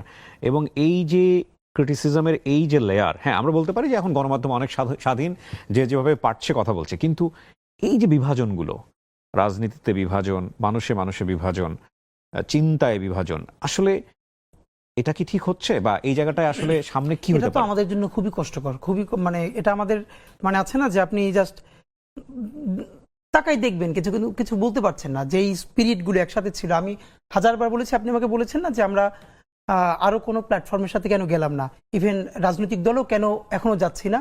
আমাদের মনে হচ্ছিল আমরা যে একটা যুদ্ধে আছি, এটা ন্যূনতম একটা পর্যায়ে পৌঁছানোর পরে যে যার পলিটিক্সটা করবে। তো আমাদের বন্ধুরা স্বাভাবিকভাবে অনেকে যে যার পলিটিক্স করবে, ভিন্ন ভিন্ন হয়ে যাবে। তখন মনে হলো যে একটা না একটা ফোর্সকে তো থাকতে হবে, যখন প্রচন্ড কোনো খারাপ অবস্থা হবে তখন সবাই হাত ধরে টেনে নিয়ে একসাথে একটু বসানো, একসাথে চা খাওয়ানো। তো সাধারণত যেটা হয় ভাই, প্রত্যেকটা দেশেই কোনো গণ অভ্যুত্থান বা বিপ্লবের পর যারা বিপ্লবী শক্তি থাকে, তাদের নিজেদের মধ্যে প্রচন্ড ঝগড়াঝাটি শুধু হয় না, বিপ্লবীদের হাতে বিপ্লবীরা খুনও হয়। পৃথিবীর অনেক দেশে হয়েছে। তো প্রথমত আমরা তো এখানে বিপ্লবটা চূড়ান্তভাবে করতে পারি নাই, কিন্তু আমরা তো গণ অভ্যুত্থান তো করেছি ভীষণভাবে। তো এখন এটার বিভিন্ন ফোর্স, আমরা তো দেখেন ডান বাম বিভিন্ন ঘরানা সবাই মিলে একসাথে করেছি। এখন যে যার ঘরে ফিরবে, এটা হওয়ারই কথা ছিল। কিন্তু এখানে যেটা হয়ে যাচ্ছে যে ওই আক্রমণের ভাষাটা, মানে আমি শুধু আমাকে সহ সবাইকে বলছি, প্লিজ আমরা যখন সমালোচনাটা করব তখন ন্যূনতম এটুকুন মেনটেন করি, যাতে জরুরি প্রয়োজনে আবার তার সাথে একসাথে একটু বসা যায়, এমন ভাবে না বলি যাতে কোনোদিনই তার মুখ দেখা বন্ধ হয়ে যায়। কারণ আমরা যেহেতু দেখেন, আমি আবারও বলি, যত বিচ্ছিন্নতা থাকুক, অনৈক্য থাকুক, আওয়ামী লীগ প্রশ্নে বাংলাদেশের সমস্ত ফ্যাসিবাদ বিরোধী শক্তির এক, গণহত্যার বিরুদ্ধে এক। তো আপনার আমাকে সহ আমি সবাইকে বলতে চাই, আমরা যখনই সমালোচনাটা করব, যারা জুলাইয়ের শক্তি ছিল, অন্তত এতটুকুন সম্মান ন্যূনতম বজায় রাখা, যাতে আবারও বড় বৃহত্তর ঐক্যে দরকার হলে আমরা যেন এক টেবিলে বসে কথা বলতে পারি। কিন্তু এমন ভাবে যদি বলে ফেলি যে আমাদের মুখ দেখা দেখি বন্ধ হয়ে যায়, এই সুবিধা নিবে কারা? ভারতীয় আধিপত্যবাদ নিবে, গণহত্যাকারীরা নিবে। তো এটা তো আমাদের জন্য কারোর জন্যই কাম্য নয়। সুতরাং ওই ঐক্যটা তো আমাদের লাগবে। আগামীর যে নির্বাচন, আমরা অলরেডি শুনেছি যে 2026 ফেব্রুয়ারিতে নির্বাচন। আপনার কি মনে হয় এখন যে অবস্থায় আছে বাংলাদেশ, তাতে আমরা কি ফ্রি ফেয়ার একটা ইলেকশন দিতে পারবো? এখন ঠিক যে অবস্থায় আছে তাতে ওরকম প্রধান উপদেষ্টা বলেছেন যেটা, যে ঈদের উৎসবের মতো একটা নির্বাচন। দেখেন, গত বাংলাদেশের যতগুলো বড় বড় সমস্যা হয়েছে তার মূলে ছিল ত্রুটিপূর্ণ নির্বাচন। এখন উনি যেটা বলেছেন যে একটা ঈদের মতো, যে মানুষ বিদেশ থেকেও ভোট দিতে আসবে। আসলে সত্যি ওরকম একটা নির্বাচন হলে তো মানুষ ওই আমেজটা, বাচ্চা কাচ্চা নিয়ে লাইন দিয়ে ভোট দিবে। কিন্তু এখন পর্যন্ত আইন শৃঙ্খলা বাহিনীর যে অবস্থা, 1000-এর উপরে পুলিশ সরাসরি গণহত্যায় জড়িত, তাদের ব্যাপারে মামলা আছে। 46 জন না জন কয়জনকে এরকমই গ্রেপ্তার করা হয়েছে, বাকিদেরকে গ্রেপ্তারও করা হয় নাই। তো পুলিশের অবস্থা এই, বাকি আইন শৃঙ্খলার অবস্থা এই। ঠিক এই অবস্থায় নির্বাচনে গেলে বাংলাদেশের মানুষের ঈদের উৎসবও হবে না, ওরকম ভালো নির্বাচনও হবে না, যা হবার তাই হবে। তো আমি যেটা মনে করি যে ইতিহাসের শ্রেষ্ঠ নির্বাচন হওয়ার জন্য আমরা দুটো কথা বলেছি। প্রথমত, অন্তত গুরুত্বপূর্ণ কয়েকটা বিচার আপনাকে দেখাতেই হবে। যদি জনগণকে, আপনি যদি চান না বিএনপি, জামাত ইসলামী আর যারা যারা এখন ক্ষমতার কাছাকাছি যাবে শুধু তারাই নির্বাচন করুক, এটা বাংলাদেশের জনগণের সর্বোচ্চ 20%। কিন্তু বাকি যারা দলের কর্মী না কিন্তু দেশ ভালোবেসে নির্বাচন করবে, তারা কিন্তু কেন্দ্রে যাবে না। তাদেরকে কেন্দ্রে নিলে কি করতে হবে? আপনাকে অবশ্যই জুলাই গণহত্যার যারা একদম প্রথম নির্দেশদাতা তাদের কয়েকটার বিচার করে দেখাতে হবে। নাম্বার 2, অবশ্যই কিছু মৌলিক সংস্কার, মানে একদম যা আছে সেটার উপর দিয়ে দিলে মানুষ ভোট কেন্দ্রে যাবে না, আমিও যাব না, আমরাও যাব না। এমন কিছু সংস্কার যেটা মানুষ ফিল করবে যে না, এই সংস্কারটা হয়েছে, এখন খুশি হয়ে আমরা নির্বাচনটা করতে পারি। নাম্বার 3, এই নির্বাচনটা হতে হবে বাকশালী সংবিধানকে কবর দিয়ে নতুন বাংলাদেশের নতুন সংবিধানের নির্বাচন। আপনাকে বলতে পারতে হবে যারাই ক্ষমতায় আসবে, এইটা আমরা নতুন বাংলাদেশ বলছি, তো সুতরাং নতুন বাংলাদেশে বাকশালী সংবিধান যেটার মাধ্যমে অটোমেটিকলি ফ্যাসিবাদ কায়েম হবে আবারও, সেই সংবিধানকে বাদ দিয়ে জনতার নতুন সংসদ, নতুন সংবিধান প্রণয়ন করবে। আপনি এটা যদি ঘোষণা দিতে পারেন তাহলে বাংলাদেশের মানুষ ওই আনন্দে, ওই আকাঙ্ক্ষায় নির্বাচনে অংশগ্রহণ করবে। কিন্তু নতুন সংবিধানও নাই, কোনো সংস্কারও নাই, বিচারও নাই, এই অবস্থায় নির্বাচন গেলে আসলে কিছুই হবে না। ইভেন আই থিঙ্ক নির্বাচন করাও কঠিন হয়ে যাবে। হতাশ হয়ে যাচ্ছি আমরা মানে শেষের দিকের এই কথাগুলো শুনে, কিন্তু মানুষ তো আসলে একটা পরিবর্তন দেখতে চেয়েছিল, অবশ্যই, এবং সেই পরিবর্তনের জায়গায় আসলে কলকাঠি নাড়ছে কে, সেটাও একটা বড় প্রশ্ন। আমরা মাঝখানে এরকম একটা গুজবও শুনেছিলাম, গুজব কিনা এটা গুজব বলা যায় কিনা আমি জানি না, মানে আমাদের নাহিদ এনসিপির যিনি প্রধান, তিনি তো বলেই ফেলেছিলেন যে প্রধান উপদেষ্টা পদত্যাগ করতে চান, এবং এরকম শক্তিশালী স্টেটমেন্টও এসছে যে সরকারের ভেতরে একটা সরকার আছে। তো সেই অবস্থায় আসলে ইউনূস সাহেব কতটুকু করতে পারেন সেটাও একটা বড় প্রশ্ন। আবার আপনি যে বিষয়গুলোর কথা বললেন সেগুলো যারা স্টেক হোল্ডার তারা করবেন কিনা সেটাও একটা বড় প্রশ্ন। তো তার মানে সবকিছু মিলিয়ে কি আমরা একটা অনিশ্চিত বাংলাদেশের দিকে না, এখন যাচ্ছি? পর্যন্ত আমরা খুবই অনিশ্চয়তার মধ্যে আছি। কারণ দেখেন, অবশ্যই আমরা বলি পলিটিক্যাল পার্টিসগুলো গুরুত্বপূর্ণ স্টেক হোল্ডার, কিন্তু বাংলাদেশের স্বাধীনতা সার্বভৌমত্ব এতটাই গুরুত্বপূর্ণ যে তার সমস্ত মালিকানা আর সিদ্ধান্ত রাজনীতিবিদদের হাতে ছেড়ে দেওয়া যায় না। যেই ক্ষমতায় আসবে, ইভেন যদি জামাত ইসলাম আসে, কথার কথা বললাম, তাকেও তো ইন্ডিয়া প্রশ্ন ডিল করতে হবে কিবরিয়া ভাই। তা আপনি ভারতের মতো, আমি আপনাকে আবারও বলি, বাংলাদেশের পাশে বা প্রতিবেশী দেশগুলোর পাশে ভারত রাষ্ট্র হিসাবে যতটা পরাক্রমশালী, মেক্সিকোর পাশে আমেরিকাও ততটা পরাক্রমশালী না। এটা আমি আপনাকে দায়িত্ব নিয়ে বললাম। তো যখন একটা ইলেক্টেড গভর্নমেন্ট আসবে, ইন্ডিয়া তো বসে আছে তার সাথে ডিল করবার জন্য, তা আপনি তো তখন এই মৌলিক সংস্কারগুলো চাইলেও করতে পারবেন না। এই জন্য রাজনৈতিক দলগুলোর কাছে আমরা হাতে ধরে পায়ে ধরে বারবার বলবার চেষ্টা করছি, প্লিজ আপনারা চাইলেও পারবেন না, আপনাদেরকে বিভিন্ন জিনিস ডিল করতে হবে, আর ইন্ডিয়া এগুলো হতে দিবে না। সুতরাং আপনারা ইউনূসের কাঁধে বন্দুক রেখে, ইন্টারিমের উপরে বন্দুক রেখে এই কাজগুলো করে ফেলেন। যদি তারা ভালো কিছু সংস্কার করতে চায়, প্লিজ আপনারা বাগড়া দিয়েন না, আপনারা বরং তাদের উপর দিয়ে করে ফেলেন। আপনারা তো পারবেন না, আপনারা জানেন, আপনাদের ইচ্ছা থাকবে কিন্তু আপনারা করতে পারবেন না, আপনাদেরকে করতে দেওয়া হবে না। তো এই যে একটা সোনালী সুযোগ আমরা পেয়েছি, এটাকে কেন মিস করতেছি ভাই? তো আপনার মাধ্যমে আমরা বলি হতাশার কিছু নাই। যারা অনেকেই বলছে কিচ্ছু হলো না, না, অনেক কিছু হয়েছে। প্রথমত কি হয়েছে, 24 সনেও এই অগস্টের আগে, জুলাই অগস্টের আগে সবাই বলেছে হাসিনারে আল্লাহ নিয়ে না গেলে আর কিছু হবে না, তোমরা যে যার মতো যাও, বলেছে না? তো এরপরে এই জুলাই গণ অভ্যুত্থান এর একমাত্র মাস্টার মাইন্ড উপরের আল্লাহ তাআলা, আমাদের অন্তরে তিনি অসীম সাহস নাজিল করেছেন, অসীম সাহস ভাই। তো এই 1 বছরে আল্লাহ যদি আমাদেরকে, যেটা কোনো পলিটিক্যাল পার্টি পারে নাই, বাংলাদেশের মানুষ যদি যা পেরে থাকে, তাহলে এই লড়াইটা তো কেবল শুরু। আমরা একটা বিপ্লবের মধ্যে আছি, বিপ্লব আমরা করতে পারি না, কিন্তু আপনাকে মনে রাখি ভাই, এইবার যদি ভালো কিছু না হয়, বাংলাদেশে একটা অনিবার্য বিপ্লব হবেই হবে। কবে হবে অঙ্ক কষে বলতে পারবো না, এটা 5 বছর পর, 10 বছর পর, অথবা আমার জন্মের পর আমার সন্তানেরাও করতে পারে। কিন্তু এই যে অসম্পূর্ণ বিপ্লব, তার স্ফুলিঙ্গ যে রয়ে গেছে, যেই সন্তান তার বাবাকে হারিয়েছে, মাকে হারিয়েছে, বোনকে হারিয়েছে, আমাকে শহীদ সৈকতের বোন মেসেজ করেছে গতকালকে, 2 বোন আপনার মনে আছে, যার ভাইয়ের লাশটা কাঁধে নিয়ে তারা মিছিল করছিলেন, তারা কিন্তু মরে যায় নাই। যেই ছেলে অন্ধ হয়ে আছে সে কিন্তু মরে যায় নাই। তাদের নেতৃত্বে চূড়ান্ত একটা বিপ্লব ইনশাল্লাহ হবেই। আমরা সেই চূড়ান্ত বিপ্লবের প্রস্তুতি নিচ্ছি, যেই বিপ্লবে আমরা সমস্ত আধিপত্যবাদের বিরুদ্ধে দাঁড়িয়ে সত্যিকারের একটা সার্বভৌম বাংলাদেশ গড়তে পারবো। আর সেই বিপ্লবের প্রথম পর্ব হলো আমাদেরকে ভীষণ যোগ্য করে তুলতে হবে। বাংলাদেশপন্থী মানুষদের হাজার হাজার তরুণ লাগবে, যারা এক একটা বিষয়ে ভীষণ স্কিল, যে সিনেমা বানাচ্ছে, ওয়ার্ল্ডের ফাইনেস্ট সিনেমা বানাবে, ফাইনেস্ট উপন্যাস লিখবে, এরকম এক একটা পর্যায়ে আমাদের হাজার হাজার যোগ্য লোক লাগবে। যখন আমরা দেখব যে প্রত্যেকটা সেক্টরে বাংলাদেশপন্থী ছেলে, বাংলাদেশপন্থী মেয়ে পৃথিবীর প্রতিটা প্রান্তে সব থেকে যোগ্য হয়ে উঠেছে, সেদিন আমাদের বিপ্লবের আমরা কেউ না কেউ ডাক দিবেই, ইনশাল্লাহ সেদিন আমরা সফল হব। আমরা বিপ্লবের মধ্যে আছি। হাদি ভাই, অনেক অনেক শুভকামনা থাকলো। খুব চমৎকার একটা সময় কেটেছে আপনার সঙ্গে। আমার ব্যক্তিগতভাবে অনেকবার গুজবাম্প হয়েছে। আমি ব্যক্তিগতভাবে বিশ্বাস করি 24-এর মধ্য দিয়ে যে বাংলাদেশ আমরা পেয়েছি, এই বাংলাদেশ কোনোভাবেই পথ হারাবে না এবং হারানো যাবে না, কারণ এই বাংলাদেশ সাধারণ মানুষের বাংলাদেশ, এদেশের মানুষের বাংলাদেশ। অনেক ভালো থাকুন আপনি। গঞ্জের মাটি বলেন, আকাশ বলেন, বাতাস বলেন, সবাই আওয়ামী ভক্ত, ব্যাপারে কোনো সন্দেহ নেই। নিশ্চয়ই নিশ্চয়ই। তো তাদের জায়গা থেকে এই মুভমেন্ট বলেন বা আপনার বক্তব্য বলেন, গোপালগঞ্জের আপামর সাধারণ মানুষকে তো হার্ট করলো। অবশ্যই।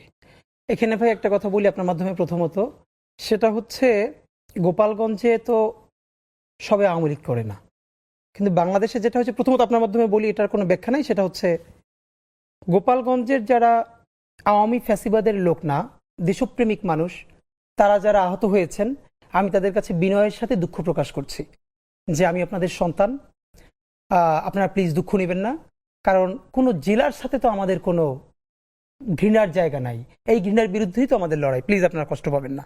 কিন্তু এর পরের কথাটা কি জানেন, সেটা হলো হাসিনা ভারতের সাথে আওয়ামী লীগ এবং ভারত মিলে যেটা করেছে, বাংলাদেশকে অঘোষিত ভাবে টুঙ্গিপাড়ার একটা উপনিবেশ বানিয়েছে। ছোট একটা গল্প আমার মনে পড়লো, 3-4 বছর আগে ট্রাফিক সার্জেন্ট একজনকে ধরছে, মোটরসাইকেল নাই, মানে ওই হেলমেট নাই, লাইসেন্স নাই, তা আমি পাশে দাঁড়ানো। আমার এই কথাটা আমি যখন ক্লাস নিচ্ছিলাম, আমার বিভিন্ন স্টুডেন্টদের, ওদের সাথেই গল্প করেছি। তো সে সার্জেন্টকে কোনো উত্তর দিচ্ছে না, তো এরকম 2-3 মিনিট বলার পর সে বলতেছে শুধু পিছনে তাকান। তো পিছনে তাকান বললে পর, তো পিছনে তাকাই দেখলাম ওই যে বোর্ড, ওখানে লেখা গোপালগঞ্জ। এরপরে সার্জেন্ট তাকে ছেড়ে দিল। মানে হলো ওই যে আপনার নাম্বার প্লেট, এই নাম্বার প্লেটে গাড়িটা হলো গোপালগঞ্জের, মানে উনি বুঝাতে চাইলেন উনি গোপালগঞ্জের মানুষ, সুতরাং এইটাই হওয়ার কথা ছিল, আর বেশি কিছু করলে হয়তো ওনার চাকরি চলে যাবে। এই যে গোপালগঞ্জ নাম করে পুরো বাংলাদেশকে একটা টুঙ্গিপাড়ার উপনিবেশ বানিয়ে ফেলা, দেখেন বেগম জিয়ার সেই কথাটা আপনার মনে আছে নিশ্চয়ই, যে গোপালগঞ্জের নাম বদলে যাবে। এর মানে কি গোপালগঞ্জের সাথে ওনার ব্যক্তিগত কোনো শত্রুতা আছে? নিশ্চয়ই না। কিন্তু এই বাংলাদেশে যারা ফ্যাসিবাদ কায়েম করেছে, আপনি পুলিশের মধ্যে দেখেন, আমলাদের মধ্যে দেখেন, গোপালগঞ্জ মানে গোপালগঞ্জকে ধরে ধরে ধরে ধরে তাদেরকে চাকরি দিয়ে, প্রমোশন দিয়ে, সব হত্যাগুলো তাদেরকে দিয়ে করানো হয়েছে, এবং তাদেরকে এম্পাওয়ার করেছে কোন পরিচয়টা, সে গোপালগঞ্জের ছেলে বা গোপালগঞ্জের মেয়ে, রাইট? তা আমাদেরকে যেটা করতে হবে, ওই আইডেন্টিটি পলিটিক্সের বিরুদ্ধে কথা বলতে হবে। আমরা তো এটা বলছি না যে এই গোপালগঞ্জ একদিন আবার বগুড়া হয়ে উঠতে পারে, না, আমরা বগুড়া হতে দিব না গোপালগঞ্জে। এর মানে হলো যে কোনো একক জেলা, একক ব্যক্তির পরিচয় কাউকে মনস্টার হতে দেওয়া যাবে না। সুতরাং হ্যাঁ, আর ওই দিন আমরা খুবই এক্সাইটেড ছিলাম, কারণ হলো হাসনাতরা যখন লিটারারি, এটা সত্য যে ওদেরকে ওভাবে পেলে ওদেরকে মেরে ফেলতো, এমন ভাবে ওদের সাথে তো বারবার কথা হচ্ছিল। তো আপনি যখন বুঝবেন, দেখেন আমি তো হাসনাতদের পলিটিক্স করি না, কিন্তু হাসনাত, বিএনপি, জামাত, এনসিপি, যারা এই জুলাইয়ের যোদ্ধা, তারা তো সবাই আমার ভাই। ইভেন আওয়ামী লীগের সেই মানুষটা, আমি হাজারবার বলি, যে গণহত্যা করে নাই, গুম করে নাই, খুন করে নাই, হত্যা করে নাই, কিন্তু সে ফিলোসফিক্যালি আওয়ামী লীগ, আমি তো তাকেও বলি যে তার সাথে কোনো অন্যায় করা যাবে না, তার সাথে ইনসাফ করতে হবে। না, আওয়ামী লীগের অনেকে আছে জুলাইয়ের পক্ষে ছিল, হ্যাঁ, একদম স্বীকৃত আওয়ামী লীগ। আমি আপনাকে বলি, আমি যে আমার শেষের 10 দিন তো আমার বাসায় থাকতে পারি নাই, এবং আমার ওয়াইফ তখন বাসায় একা, আমার বাড়ির লোক, আমার শ্বশুর বাড়ির কেউ জানে না যে আমি বাসায় নাই, আমার ওয়াইফ প্রেগনেন্ট, কিন্তু তখন আমি রাতে বাসায় থাকি না, কারণ সারা রাত জেগে জেগে ল্যান্ডফোনে, তখন যখন নেট ব্ল্যাক আউট করা হয়েছিল, আমি যে বাসাটা, যে আপার বাসায় ছিলাম, ওনার ভাইও আওয়ামী লীগের ওয়ার্ডের একজন বড় নেতা, এবং ওই বাসাতে, এই জন্য আমি এই আপার বাসায় থাকতে পেরেছিলাম, যেন, এবং ওনার ভাই জানতো, কিন্তু ওনাকে বারবার ডেকে বলেছে এটা কিন্তু খুব রিস্কি হচ্ছে, বাট, এবং ওই আপা, আমি অনেক টকশোতে বলেছি, উনি রাত 2টায় 3টায় আমার সাথে ব্রাকের সামনে, ইস্ট ওয়েস্টের সামনে, তারপরে আবুল হোটেলের ওখানে বোরকা পরে ফাইল নিয়ে হসপিটালের আমার সাথে গেছেন, কারণ ঠিক তখন আমার ওখানে যাওয়া দরকার ছিল অবস্থা বোঝার জন্য। আমি একটা লুঙ্গি পরে, টি শার্ট পরে তার সাথে গেছি, এবং সে হসপিটালের ফাইল নিয়েছে, যাতে বুঝতে পারি যে আমাদের ইমার্জেন্সি হসপিটালে যাওয়া প্রয়োজন, আমার বোনকে সাথে নিয়ে। তো এটা তো সত্য। তো এই জন্য আমরা চাই, যারা আওয়ামী লীগের গণহত্যার সমর্থক না, তাদেরকেও আপনি একটা স্পেস দেন, তবে তার আগে কি করতে হবে, এই গণহত্যার বিচারটা করতে হবে, বিচার করে তারপর তাকে নতুন করে স্পেস দিতে হবে। তো এই ঘৃণা তো আমরা আওয়ামী লীগের মতো ছড়াতে পারি না। ইনকিলাব মঞ্চ আসলে কি করতে চায় ভবিষ্যতে? ইনকিলাব মঞ্চ মূলত বাংলাদেশের পক্ষে একটা সাংস্কৃতিক বিপ্লব করতে চায়, এটা খুবই ক্লিয়ার। আমরা বাংলাদেশে মনে করি যে সংস্কৃতি মানে শুধু গান বাজনা, নাটক, সিনেমা, এটা তো আর না। মানে মানুষের যে মনস্তত্ত্ব, দেখেন এই মনস্তত্ত্বের ফলে 1 বছরের মধ্যেই তারা 3 মাস 4 মাস পরে কেউ কেউ বলতে পারছে যে আগেই ভালো ছিলাম। কিবরিয়া ভাই, এই সরকার বা এইটা যেটাই হোক, যেই চালাক, এইটার কোনো তুলনায় কি আপনি গত 16 বছরের সাথে দিতে পারবেন? শুধু একটা হাজার হাজার গুমের সাথে একটা গুম শুধু নিজের পরিবারের সাথে রিলেট করেন, এটা আপনার বাবা, আপনার মা, আপনার ভাই বোন, লাশটা ফেরে নদীতে ভাসিয়ে দিয়েছে। এরপর আপনি 2-3 বছর খুঁজেছেন সব জায়গায়, আপনাকে বলাও হয় না সে মরে গেছে। আপনি কিসের সাথে কি মিলাচ্ছেন? এর মানে আমাদের যে মনস্তত্ত্ব, সেই মনস্তত্ত্ব ভাঙতে হবে। বাংলাদেশে যেটা করা হয়েছে, বাংলাদেশে নাটক, সিনেমা, গল্প, উপন্যাস এসবের মাধ্যমে, যেমন আপনি সরাসরি গণহত্যা করবেন না, কিন্তু আপনি উপন্যাস লিখবেন, আপা তোমার আব্বাকে একটু আব্বা বলে ডাকি, এরকম বলে বলে আপনি বলবেন। আমার অনেক বড় ভাইকে আমি চিনি যারা পিএসসির ভাইবা বোর্ডে, বিসিএস এ বঙ্গবন্ধুর নামের আগে, শেখ মুজিবুর রহমান নামের আগে একটা টাইটেল বাদ দিয়েছে হয়তো, এবং তাকে প্রচন্ড অপমান করে বের করে দেওয়া হয়েছে। এবং আপনাকে বলতে হবে, যতবার বলবেন ততবার, হাজার বছরের শ্রেষ্ঠ বাঙালি জাতির জনক বঙ্গবন্ধু শেখ মুজিবুর রহমান। নবী রাসূলের নামও একবার বললে দুরূদ পড়লে হয়, বারবার বললে দুরূদ না পড়লেও হয়। অথচ এটা এমনই একটা ধর্ম। আওয়ামী লীগ একটা পলিটিক্যাল পার্টি না, এটা একটা কাল্ট, এটা একটা সেমি রিলিজন। প্রমাণ আপনাকে বলি, আজকে আওয়ামী লীগের যে ভাইয়েরা শুনবেন, আপনাদের কাছে বিনীত অনুরোধ করি, কিবরিয়া ভাই, আমি গত 1 বছর এই মনস্তত্ত্বটা বোঝার জন্য, আমাদের প্রচুর বন্ধু বান্ধব আছে তো যারা সফট ছাত্রলীগ বা ছাত্রলীগ করতো অথবা আওয়ামী লীগকে ভালোবাসে, এরকম আছে না, যেহেতু এই দেশেই আমরা সব একসাথে থাকি। আমি প্রচন্ডভাবে তাদেরকে বোঝার চেষ্টা করেছি। অনেস্টলি বলি, এখন পর্যন্ত আমি একজন, not a single man, Awami লীগের কর্মী না, সাধারণ সমর্থককে পাই নাই যারা এই জঘন্য গণহত্যার ব্যাপারে ন্যূনতম অনুশোচনা আছে। ভাই দেখেন, মানুষ যে যার পলিটিক্স করে, এরপরে ভাই বন্ধুরা বললে বলে না, না এই কেসটা খুব খারাপ হয়েছে, এই কেসটা ঠিক হয় না। ভাই আমি একজন ন্যূনতম আওয়ামী লীগের সমর্থককে পাই নাই যে মনে করে এই গণহত্যাটা একটা জঘন্য কাজ হয়েছে, সুতরাং তাদের ক্ষমা চাওয়া উচিত। তারা বলে না, এটা কিসের কি হয়েছে, এখানে ছাত্ররা পুলিশকে মাইরে ফেলছে। এই মনস্তত্ত্ব আপনি কি দিয়ে ভাঙবেন ভাই? আমাদের একটা দীর্ঘ লড়াই লাগবে। বিএনপির ক্ষেত্রে অনেকবার বলেছি, বিএনপি যদি এখন নির্বাচিত হয়ে ক্ষমতায় আসে, তার কি ইচ্ছে 5 বছর থাকবে? 1/11 তো তার চলে যাওয়ার কথা না, সঠিক ভোট হলে তো তখনও সে ক্ষমতায় আসার কথা। কিন্তু দেখেন বিএনপির আর একটা ছায়ানট কোথায়, আর একটা উদিচি কোথায়? আওয়ামী লীগের 100-র বেশি এরকম সফট লেয়ার ছিল যে সে, দেখেন, সে ক্ষমতায় নাই, কিন্তু তার পক্ষে মত উৎপাদন করার মতো মূলধারা মিডিয়া থেকে শুরু করে কত জায়গায় লোক আছে, তারা গিলি করা পাঞ্জাবি পড়বে, তারা রবীন্দ্রসঙ্গীত গাইবে, শান্তিনিকেতনের জবনে কথা বলবে, এবং তারা বলবে যে হাসিনা খারাপ কিন্তু বঙ্গবন্ধু তো খারাপ নয়। কিন্তু সে একবারও বলে না এই বঙ্গবন্ধু স্বাধীনতার স্থপতি, এই কথাটা যেরকম সত্য, সেই বঙ্গবন্ধু বাংলাদেশে বাকশাল কায়েম করে গণতন্ত্র হত্যা করেছেন। তিনি প্রথম গুমের জনক বাংলাদেশে। তিনি সিরাজ শিকদারকে শুধু গুমি করেন নাই, তাকে হত্যা করে সংসদে দম্ভ ভরে বলেছেন, কোথায় আজকে সেই সিরাজ শিকদার? এই বাংলাদেশের প্রত্যেকটা, এই যে আজকে ফ্যাসিবাদ, এই ফ্যাসিবাদের জন্মদাতা ছিলেন হাজার বছরের শ্রেষ্ঠ বাঙালি বঙ্গবন্ধু শেখ মুজিবুর রহমান। এই কথাটা তিনি বলবেন না। বাংলাদেশ থেকে কোন ইতিহাসটা গুম করা হয়েছে ভাই জানেন? ৭৪-এর দুর্ভিক্ষ। কবি আব্দুল হাই শিকদার, যুগান্তরের সম্পাদক, কয়েকদিন আগেও আমাকে বলেছেন যে কমপক্ষে 5 লক্ষ মানুষ ৭৪-এর দুর্ভিক্ষে মারা গেছে। কিন্তু উনি বলছেন, আমি আমার এলাকায় গিয়ে দেখি আসলে মানুষের অভাব, মানে চাল ডালের অভাব নাই। তখন দেশে এগুলোর পর্যাপ্ত মজুদ ছিল, কিন্তু আওয়ামী লীগ এবং আওয়ামী লীগের তখন সবাই মিলে এটা নিজেরা মজুদ করে, কালোবাজারি করে তারা মানুষের কাছে পৌঁছে দিতেন। আমি যে এলাকার ছেলে, সবাই আমির হোসেন আমুকে আমার এলাকায় সবাই লবণ চোরা বলে চিনে। এই ৭৪-এর দুর্ভিক্ষের সময় তারা লবণকে এরকম কুক্ষিগত করে এরপর অনেক বেশি দামে বিক্রি করেছে। 5 লক্ষর বেশি মানুষ ৭৪-এর দুর্ভিক্ষে মারা গেছে, যার ফলে ৭৫-এর 15ই আগস্টে জানা যায় লোক পাওয়া যায় না। এটা তো সত্য। এই সত্য কি তারা কোনোদিন স্বীকার করে? তো এই জন্য আপনাকে যেটা বলা, সেটা হলো যে আমাদের কালচারাল লড়াই লাগবে। আফসোস হলো বিএনপি বাংলাদেশের এত বড় দল, তার কোনো কালচারাল চিন্তাই নেই। কোথায় ছায়ানট, কোথায় উদিচি, আর তার কিসের তারা সংস্কৃতি মনে করে যে 10টা 8টা বিভাগে 8টা ব্যান্ড শো করলেই কালচার হয়ে যাবে। এটা শহীদ জিয়ার মতো একজন মানুষকে নিয়ে আইকনিক 3টে উপন্যাস নাই আছে? তো মানুষের ন্যারেটিভ নির্মিত হয় কি করে? মানুষের মনস্তত্ত্ব, ছোটবেলা ছেলেটা কোথায় গেছে? প্রথমে গেছে ছায়ানটে গান শিখছে, তারপরে বিশ্ব সাহিত্য কেন্দ্রে গেছে, তারপরে উদিচিতে গেছে, তারপরে অলিম্পিয়াডে গেছে, এরপরে বিদেশে গিয়েও সে হাসিনা খারাপ, বঙ্গবন্ধু ভালো, আওয়ামী লীগ এবার খুব খারাপ, কিন্তু 96-তে ভালো। কিভাবে 96-তে আওয়ামী লীগ ভালো? এই আওয়ামী লীগ তো বাংলাদেশে বারবার ফ্যাসিবাদের জন্ম দিয়েছে। তো এখন আমাদের হলো এইটার বিরুদ্ধে যে আপনি কাউন্টার ন্যারেটিভ বলবেন, সেই প্রস্তুতি বাংলাদেশপন্থী মানুষদের সমস্যা কি জানেন? আমাদেরকে সবাই এসে বলে কি, হাদি ভাই দেশের প্রয়োজনে জীবন দিয়ে দিব বলবেন। তা আমি ধরে বলে, ভাই জীবন দেওয়া লাগবে না। আল্লাহ নিজেও বলছে, আগে তোমার মাল দাও, তারপরে জান দাও। মাল কি? মাল মানে খালি টাকা দেয়া না, আপনি আপনার স্কিল দিবেন। বাংলাদেশপন্থী মানুষদের এদেশে কোনো প্রতিষ্ঠান নাই, তার কোনো প্রজেক্ট নাই। বাংলাদেশে আপনি ভাবেন কিভাবে কালচারাল হেজিমনি প্রতিষ্ঠিত হয়? ভাই কলকাতা থেকে বাংলাদেশে শত শত আর্টিস্ট কাজ করতে আসে না? নিশ্চয়ই আসে।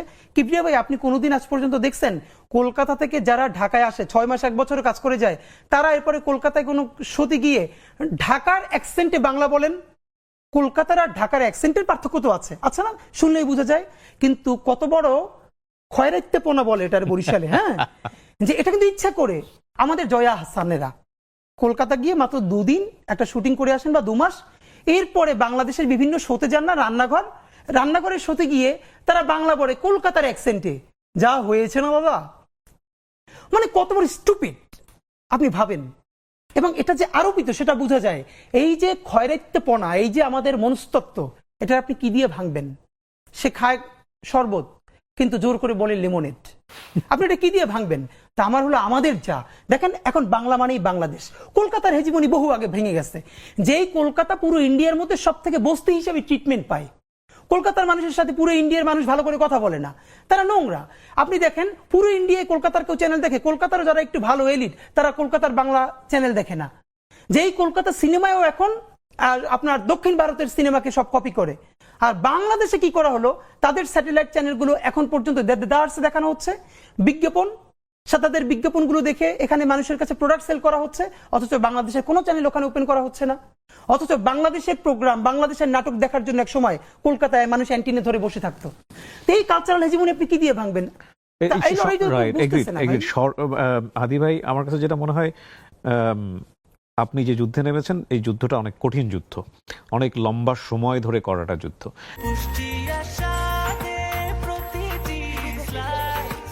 ব্রেকফাস্ট, টিফিন কিংবা স্ন্যাক টাইমে মজাদার আয়োজন মানে অল টাইম ব্রেড। 1 বছরের মধ্যে আমরা জুলাইয়ের যারা শক্তি ছিলাম, যারা জুলাইকে ধারণ করেছি, তাদের মধ্যে যেইভাবে আমরা বিভাজন দেখেছি, আমি কয়েকটা উদাহরণ বলতে পারি। যেমন ধরেন, বাংলাদেশের এই আন্দোলনে সোশ্যাল ইনফ্লুয়েন্সার যদি আমি বলি, দেশ এবং দেশের বাইরে থেকে, মূলত দেশের বাইরে থেকে আমি বলবো, বেশ কয়েকজন হাতে গোনা, তারা গণমাধ্যমের চেয়েও শক্তিশালী ভূমিকায় ছিল। তাদের কথায় মানুষজন রাস্তায় নেমেছে। এটা পৃথিবীর ইতিহাসে কোথাও হয়েছে কিনা আমরা ঠিক জানি না। আমরা জানি যে ইন্ডিয়াতেও এরকম কিছু পলিটিক্যাল ইনফ্লুয়েন্সার আছেন, কিন্তু এতটা পাওয়ারফুল কিনা বাংলাদেশের এই বেশ কয়েকজন আমি বলবো। তাদের মধ্যে এক বিভাজন দেখেছি, মারাত্মক রকমের বিভাজন, একজন আরেকজনকে সম্মান দিয়ে কথা বলে না। এবং এই যে ক্রিটিসিজমের এই যে লেয়ার, হ্যাঁ আমরা বলতে পারি যে এখন গণমাধ্যম অনেক স্বাধীন, যে যেভাবে পারছে কথা বলছে, কিন্তু এই যে বিভাজনগুলো, রাজনীতিতে বিভাজন, মানুষে মানুষে বিভাজন, চিন্তায় বিভাজন, আসলে এটা কি ঠিক হচ্ছে? বা এই জায়গাটায় আসলে সামনে কি হতে এটা তো পারে? আমাদের জন্য খুবই কষ্টকর, খুবই মানে এটা আমাদের মানে আছে না যে আপনি জাস্ট তাকাই দেখবেন, কিছু কিন্তু কিছু বলতে পারছেন না। যেই স্পিরিট গুলো একসাথে ছিল, আমি হাজারবার বলেছি, আপনি আমাকে বলেছেন না যে আমরা আরো কোনো প্ল্যাটফর্মের সাথে কেন গেলাম না, ইভেন রাজনৈতিক দলও কেন এখনো যাচ্ছি না। আমাদের মনে হচ্ছিল আমরা যে একটা যুদ্ধে আছি, এটা ন্যূনতম একটা পর্যায়ে পৌঁছানোর পরে যে যার পলিটিক্সটা করবে। তো আমাদের বন্ধুরা স্বাভাবিকভাবে অনেকে যে যার পলিটিক্স করবে, ভিন্ন ভিন্ন হয়ে যাবে। তখন মনে হলো যে একটা না একটা ফোর্সকে তো থাকতে হবে, যখন প্রচন্ড কোনো খারাপ অবস্থা হবে তখন সবাই হাত ধরে টেনে নিয়ে একসাথে একটু বসানো, একসাথে চা খাওয়ানো। তো সাধারণত যেটা হয় ভাই, প্রত্যেকটা দেশেই কোনো গণ অভ্যুত্থান বা বিপ্লবের পর যারা বিপ্লবী শক্তি থাকে, তাদের নিজেদের মধ্যে প্রচন্ড ঝগড়াঝাটি শুধু হয় না, বিপ্লবীদের হাতে বিপ্লবীরা খুনও হয়। পৃথিবীর অনেক দেশে হয়েছে। তো প্রথমত আমরা তো এখানে বিপ্লবটা চূড়ান্তভাবে করতে পারি নাই, কিন্তু আমরা তো গণ অভ্যুত্থান তো করেছি ভীষণভাবে। তো এখন এটার বিভিন্ন ফোর্স, আমরা তো দেখেন ডান বাম বিভিন্ন ঘরানা সবাই মিলে একসাথে করেছি। এখন যে যার ঘরে ফিরবে, এটা হওয়ারই কথা ছিল। কিন্তু এখানে যেটা হয়ে যাচ্ছে যে ওই আক্রমণের ভাষাটা, মানে আমি শুধু আমাকে সহ সবাইকে বলছি, প্লিজ আমরা যখন সমালোচনাটা করব তখন ন্যূনতম এটুকুন মেনটেন করি, যাতে জরুরি প্রয়োজনে আবার তার সাথে একসাথে একটু বসা যায়, এমন ভাবে না বলি যাতে কোনোদিনই তার মুখ দেখা বন্ধ হয়ে যায়। কারণ আমরা যেহেতু দেখেন, আমি আবারও বলি, যত বিচ্ছিন্নতা থাকুক, অনৈক্য থাকুক, আওয়ামী লীগ প্রশ্নে বাংলাদেশের সমস্ত ফ্যাসিবাদ বিরোধী শক্তির এক, গণহত্যার বিরুদ্ধে এক। তো আপনার আমাকে সহ আমি সবাইকে বলতে চাই, আমরা যখনই সমালোচনাটা করব, যারা জুলাইয়ের শক্তি ছিল, অন্তত এতটুকুন সম্মান ন্যূনতম বজায় রাখা, যাতে আবারও বড় বৃহত্তর ঐক্যে দরকার হলে আমরা যেন এক টেবিলে বসে কথা বলতে পারি। কিন্তু এমন ভাবে যদি বলে ফেলি যে আমাদের মুখ দেখা দেখি বন্ধ হয়ে যায়, এই সুবিধা নিবে কারা? ভারতীয় আধিপত্যবাদ নিবে, গণহত্যাকারীরা নিবে। তো এটা তো আমাদের জন্য কারোর জন্যই কাম্য নয়। সুতরাং ওই ঐক্যটা তো আমাদের লাগবে। আগামীর যে নির্বাচন, আমরা অলরেডি শুনেছি যে 2026 ফেব্রুয়ারিতে নির্বাচন। আপনার কি মনে হয় এখন যে অবস্থায় আছে বাংলাদেশ, তাতে আমরা কি ফ্রি ফেয়ার একটা ইলেকশন দিতে পারবো? এখন ঠিক যে অবস্থায় আছে তাতে ওরকম প্রধান উপদেষ্টা বলেছেন যেটা যে ঈদের উৎসবের মতো একটা নির্বাচন। দেখেন বাংলাদেশের যতগুলো বড় বড় সমস্যা হয়েছে তার মূলে ছিল ত্রুটিপূর্ণ নির্বাচন। এখন উনি যেটা বলেছেন যে একটা ঈদের মতো, যে মানুষ বিদেশ থেকেও ভোট দিতে আসবে, আসলে সত্যি ওরকম একটা নির্বাচন হলে তো মানুষ ওই আমেজটা বাচ্চা কাচ্চা নিয়ে লাইন দিয়ে ভোট দিবে। কিন্তু এখন পর্যন্ত আইন শৃঙ্খলা বাহিনীর যে অবস্থা, 1000-এর উপরে পুলিশ সরাসরি গণহত্যায় জড়িত, তাদের ব্যাপারে মামলা আছে। 46 জন না জন কয়জনকে এরকমই গ্রেপ্তার করা হয়েছে, বাকিদেরকে গ্রেপ্তারও করা হয় নাই। তো পুলিশের অবস্থা এই, বাকি আইন শৃঙ্খলার অবস্থা এই। ঠিক এই অবস্থায় নির্বাচনে গেলে বাংলাদেশের মানুষের ঈদের উৎসবও হবে না, ওরকম ভালো নির্বাচনও হবে না, যা হবার তাই হবে। তো আমি যেটা মনে করি যে ইতিহাসের শ্রেষ্ঠ নির্বাচন হওয়ার জন্য আমরা দুটো কথা বলেছি। প্রথমত, অন্তত গুরুত্বপূর্ণ কয়েকটা বিচার আপনাকে দেখাতেই হবে। যদি জনগণকে, আপনি যদি চান না বিএনপি, জামাত ইসলামী আর যারা যারা এখন ক্ষমতার কাছাকাছি যাবে শুধু তারাই নির্বাচন করুক, এটা বাংলাদেশের জনগণের সর্বোচ্চ 20%। কিন্তু বাকি যারা দলের কর্মী না কিন্তু দেশ ভালোবেসে নির্বাচন করবে, তারা কিন্তু কেন্দ্রে যাবে না। তাদেরকে কেন্দ্রে নিলে কি করতে হবে? আপনাকে অবশ্যই জুলাই গণহত্যার যারা একদম প্রথম নির্দেশদাতা তাদের কয়েকটার বিচার করে দেখাতে হবে। নাম্বার 2, অবশ্যই কিছু মৌলিক সংস্কার, মানে একদম যা আছে সেটার উপর দিয়ে দিলে মানুষ ভোট কেন্দ্রে যাবে না, আমিও যাব না, আমরাও যাব না। এমন কিছু সংস্কার যেটা মানুষ ফিল করবে যে না, এই সংস্কারটা হয়েছে, এখন খুশি হয়ে আমরা নির্বাচনটা করতে পারি। নাম্বার 3, এই নির্বাচনটা হতে হবে বাকশালী সংবিধানকে কবর দিয়ে নতুন বাংলাদেশের নতুন সংবিধানের নির্বাচন। আপনাকে বলতে পারতে হবে যারাই ক্ষমতায় আসবে, এইটা আমরা নতুন বাংলাদেশ বলছি, তো সুতরাং নতুন বাংলাদেশে বাকশালী সংবিধান, যেটার মাধ্যমে অটোমেটিকলি ফ্যাসিবাদ কায়েম হবে আবারও, সেই সংবিধানকে বাদ দিয়ে জনতার নতুন সংসদ, নতুন সংবিধান প্রণয়ন করবে। আপনি এটা যদি ঘোষণা দিতে পারেন, তাহলে বাংলাদেশের মানুষ ওই আনন্দে, ওই আকাঙ্ক্ষায় নির্বাচনে অংশগ্রহণ করবে। কিন্তু নতুন সংবিধানও নাই, কোনো সংস্কারও নাই, বিচারও নাই, এই অবস্থায় নির্বাচন গেলে আসলে কিছুই হবে না। ইভেন আই থিঙ্ক নির্বাচন করাও কঠিন হয়ে যাবে। হতাশ হয়ে যাচ্ছি আমরা মানে শেষের দিকের এই কথাগুলো শুনে। কিন্তু মানুষ তো আসলে একটা পরিবর্তন দেখতে চেয়েছিল, এবং সেই পরিবর্তনের জায়গায় আসলে কলকাঠি নাড়ছে কে, সেটাও একটা বড় প্রশ্ন। আমরা মাঝখানে এরকম একটা গুজবও শুনেছিলাম, গুজব কিনা এটা গুজব বলা যায় কিনা আমি জানি না, মানে আমাদের নাহিদ এনসিপির যিনি প্রধান, তিনি তো বলেই ফেলেছিলেন যে প্রধান উপদেষ্টা পদত্যাগ করতে চান, এবং এরকম শক্তিশালী স্টেটমেন্টও এসছে যে সরকারের ভেতরে একটা সরকার আছে। তো সেই অবস্থায় আসলে ইউনূস সাহেব কতটুকু করতে পারেন সেটাও একটা বড় প্রশ্ন। আবার আপনি যে বিষয়গুলোর কথা বললেন সেগুলো যারা স্টেক হোল্ডার তারা করবেন কিনা সেটাও একটা বড় প্রশ্ন। তার মানে সবকিছু মিলিয়ে কি আমরা একটা অনিশ্চিত বাংলাদেশের দিকে না, এখন পর্যন্ত আমরা খুবই অনিশ্চয়তার মধ্যে আছি। কারণ দেখেন, অবশ্যই আমরা বলি পলিটিক্যাল পার্টিস গুলো গুরুত্বপূর্ণ স্টেক হোল্ডার, কিন্তু বাংলাদেশের স্বাধীনতা সার্বভৌমত্ব এতটাই গুরুত্বপূর্ণ যে তার সমস্ত মালিকানা আর সিদ্ধান্ত রাজনীতিবিদদের হাতে ছেড়ে দেওয়া যায় না। যেই ক্ষমতায় আসবে, ইভেন যদি জামাত ইসলাম আসে, কথার কথা বললাম, তাকেও তো ইন্ডিয়া প্রশ্ন ডিল করতে হবে কিবরিয়া ভাই। তা আপনি ভারতের মতো, আমি আপনাকে আবারও বলি, বাংলাদেশের পাশে বা প্রতিবেশী দেশগুলোর পাশে ভারত রাষ্ট্র হিসাবে যতটা পরাক্রমশালী, মেক্সিকোর পাশে আমেরিকাও ততটা পরাক্রমশালী না। এটা আমি আপনাকে দায়িত্ব নিয়ে বললাম। তো যখন একটা ইলেক্টেড গভর্নমেন্ট আসবে, ইন্ডিয়া তো বসে আছে তার সাথে ডিল করবার জন্য, তা আপনি তো তখন এই মৌলিক সংস্কারগুলো চাইলেও করতে পারবেন না। এই জন্য রাজনৈতিক দলগুলোর কাছে আমরা হাতে ধরে পায়ে ধরে বারবার বলবার চেষ্টা করছি, প্লিজ আপনারা চাইলেও পারবেন না, আপনাদেরকে বিভিন্ন জিনিস ডিল করতে হবে, আর ইন্ডিয়া এগুলো হতে দিবে না। সুতরাং আপনারা ইউনূসের কাঁধে বন্দুক রেখে, ইন্টারিমের উপরে বন্দুক রেখে এই কাজগুলো করে ফেলেন। যদি তারা ভালো কিছু সংস্কার করতে চায়, প্লিজ আপনারা বাগড়া দিয়েন না, আপনারা বরং তাদের উপর দিয়ে করে ফেলেন। আপনারা তো পারবেন না, আপনারা জানেন, আপনাদের ইচ্ছা থাকবে কিন্তু আপনারা করতে পারবেন না, আপনাদেরকে করতে দেওয়া হবে না। তো এই যে একটা সোনালী সুযোগ আমরা পেয়েছি, এটাকে কেন মিস করতেছি ভাই? তো আপনার মাধ্যমে আমরা বলি হতাশার কিছু নাই। যারা অনেকেই বলছে কিচ্ছু হলো না, না, অনেক কিছু হয়েছে। প্রথমত কি হয়েছে, 24 সনেও এই অগস্টের আগে, জুলাই অগস্টের আগে সবাই বলেছে হাসিনারে আল্লাহ নিয়ে না গেলে আর কিছু হবে না, তোমরা যে যার মতো যাও, বলেছে না? তো এরপরে এই জুলাই গণ অভ্যুত্থান এর একমাত্র মাস্টার মাইন্ড উপরের আল্লাহ তাআলা, আমাদের অন্তরে তিনি অসীম সাহস নাজিল করেছেন, অসীম সাহস ভাই। তো এই 1 বছরে আল্লাহ যদি আমাদেরকে, যেটা কোনো পলিটিক্যাল পার্টি পারে নাই, বাংলাদেশের মানুষ যদি যা পেরে থাকে, তাহলে এই লড়াইটা তো কেবল শুরু। আমরা একটা বিপ্লবের মধ্যে আছি, বিপ্লব আমরা করতে পারি না। কিন্তু আপনাকে মনে রাখি ভাই, এইবার যদি ভালো কিছু না হয়, বাংলাদেশে একটা অনিবার্য বিপ্লব হবেই হবে। কবে হবে অঙ্ক কষে বলতে পারবো না, এটা 5 বছর পর, 10 বছর পর, অথবা আমার জন্মের পর আমার সন্তানেরাও করতে পারে। কিন্তু এই যে অসম্পূর্ণ বিপ্লব, তার স্ফুলিঙ্গ যে রয়ে গেছে, যেই সন্তান তার বাবাকে হারিয়েছে, মাকে হারিয়েছে, বোনকে হারিয়েছে। আমাকে শহীদ সৈকতের বোন মেসেজ করেছে গতকালকে, 2 বোন আপনার মনে আছে যার ভাইয়ের লাশটা কাঁধে নিয়ে তারা মিছিল করছিলেন, তারা কিন্তু মরে যায় নাই। যেই ছেলে অন্ধ হয়ে আছে সে কিন্তু মরে যায় নাই। তাদের নেতৃত্বে চূড়ান্ত একটা বিপ্লব ইনশাল্লাহ হবেই। আমরা সেই চূড়ান্ত বিপ্লবের প্রস্তুতি নিচ্ছি, যেই বিপ্লবে আমরা সমস্ত আধিপত্যবাদের বিরুদ্ধে দাঁড়িয়ে সত্যিকারের একটা সার্বভৌম বাংলাদেশ গড়তে পারবো। আর সেই বিপ্লবের প্রথম পর্ব হলো আমাদেরকে ভীষণ যোগ্য করে তুলতে হবে। বাংলাদেশপন্থী মানুষদের হাজার হাজার তরুণ লাগবে যারা এক একটা বিষয়ে ভীষণ স্কিল, যে সিনেমা বানাচ্ছে, ওয়ার্ল্ডের ফাইনেস্ট সিনেমা বানাবে, ফাইনেস্ট উপন্যাস লিখবে, এরকম এক একটা পর্যায়ে আমাদের হাজার হাজার যোগ্য লোক লাগবে।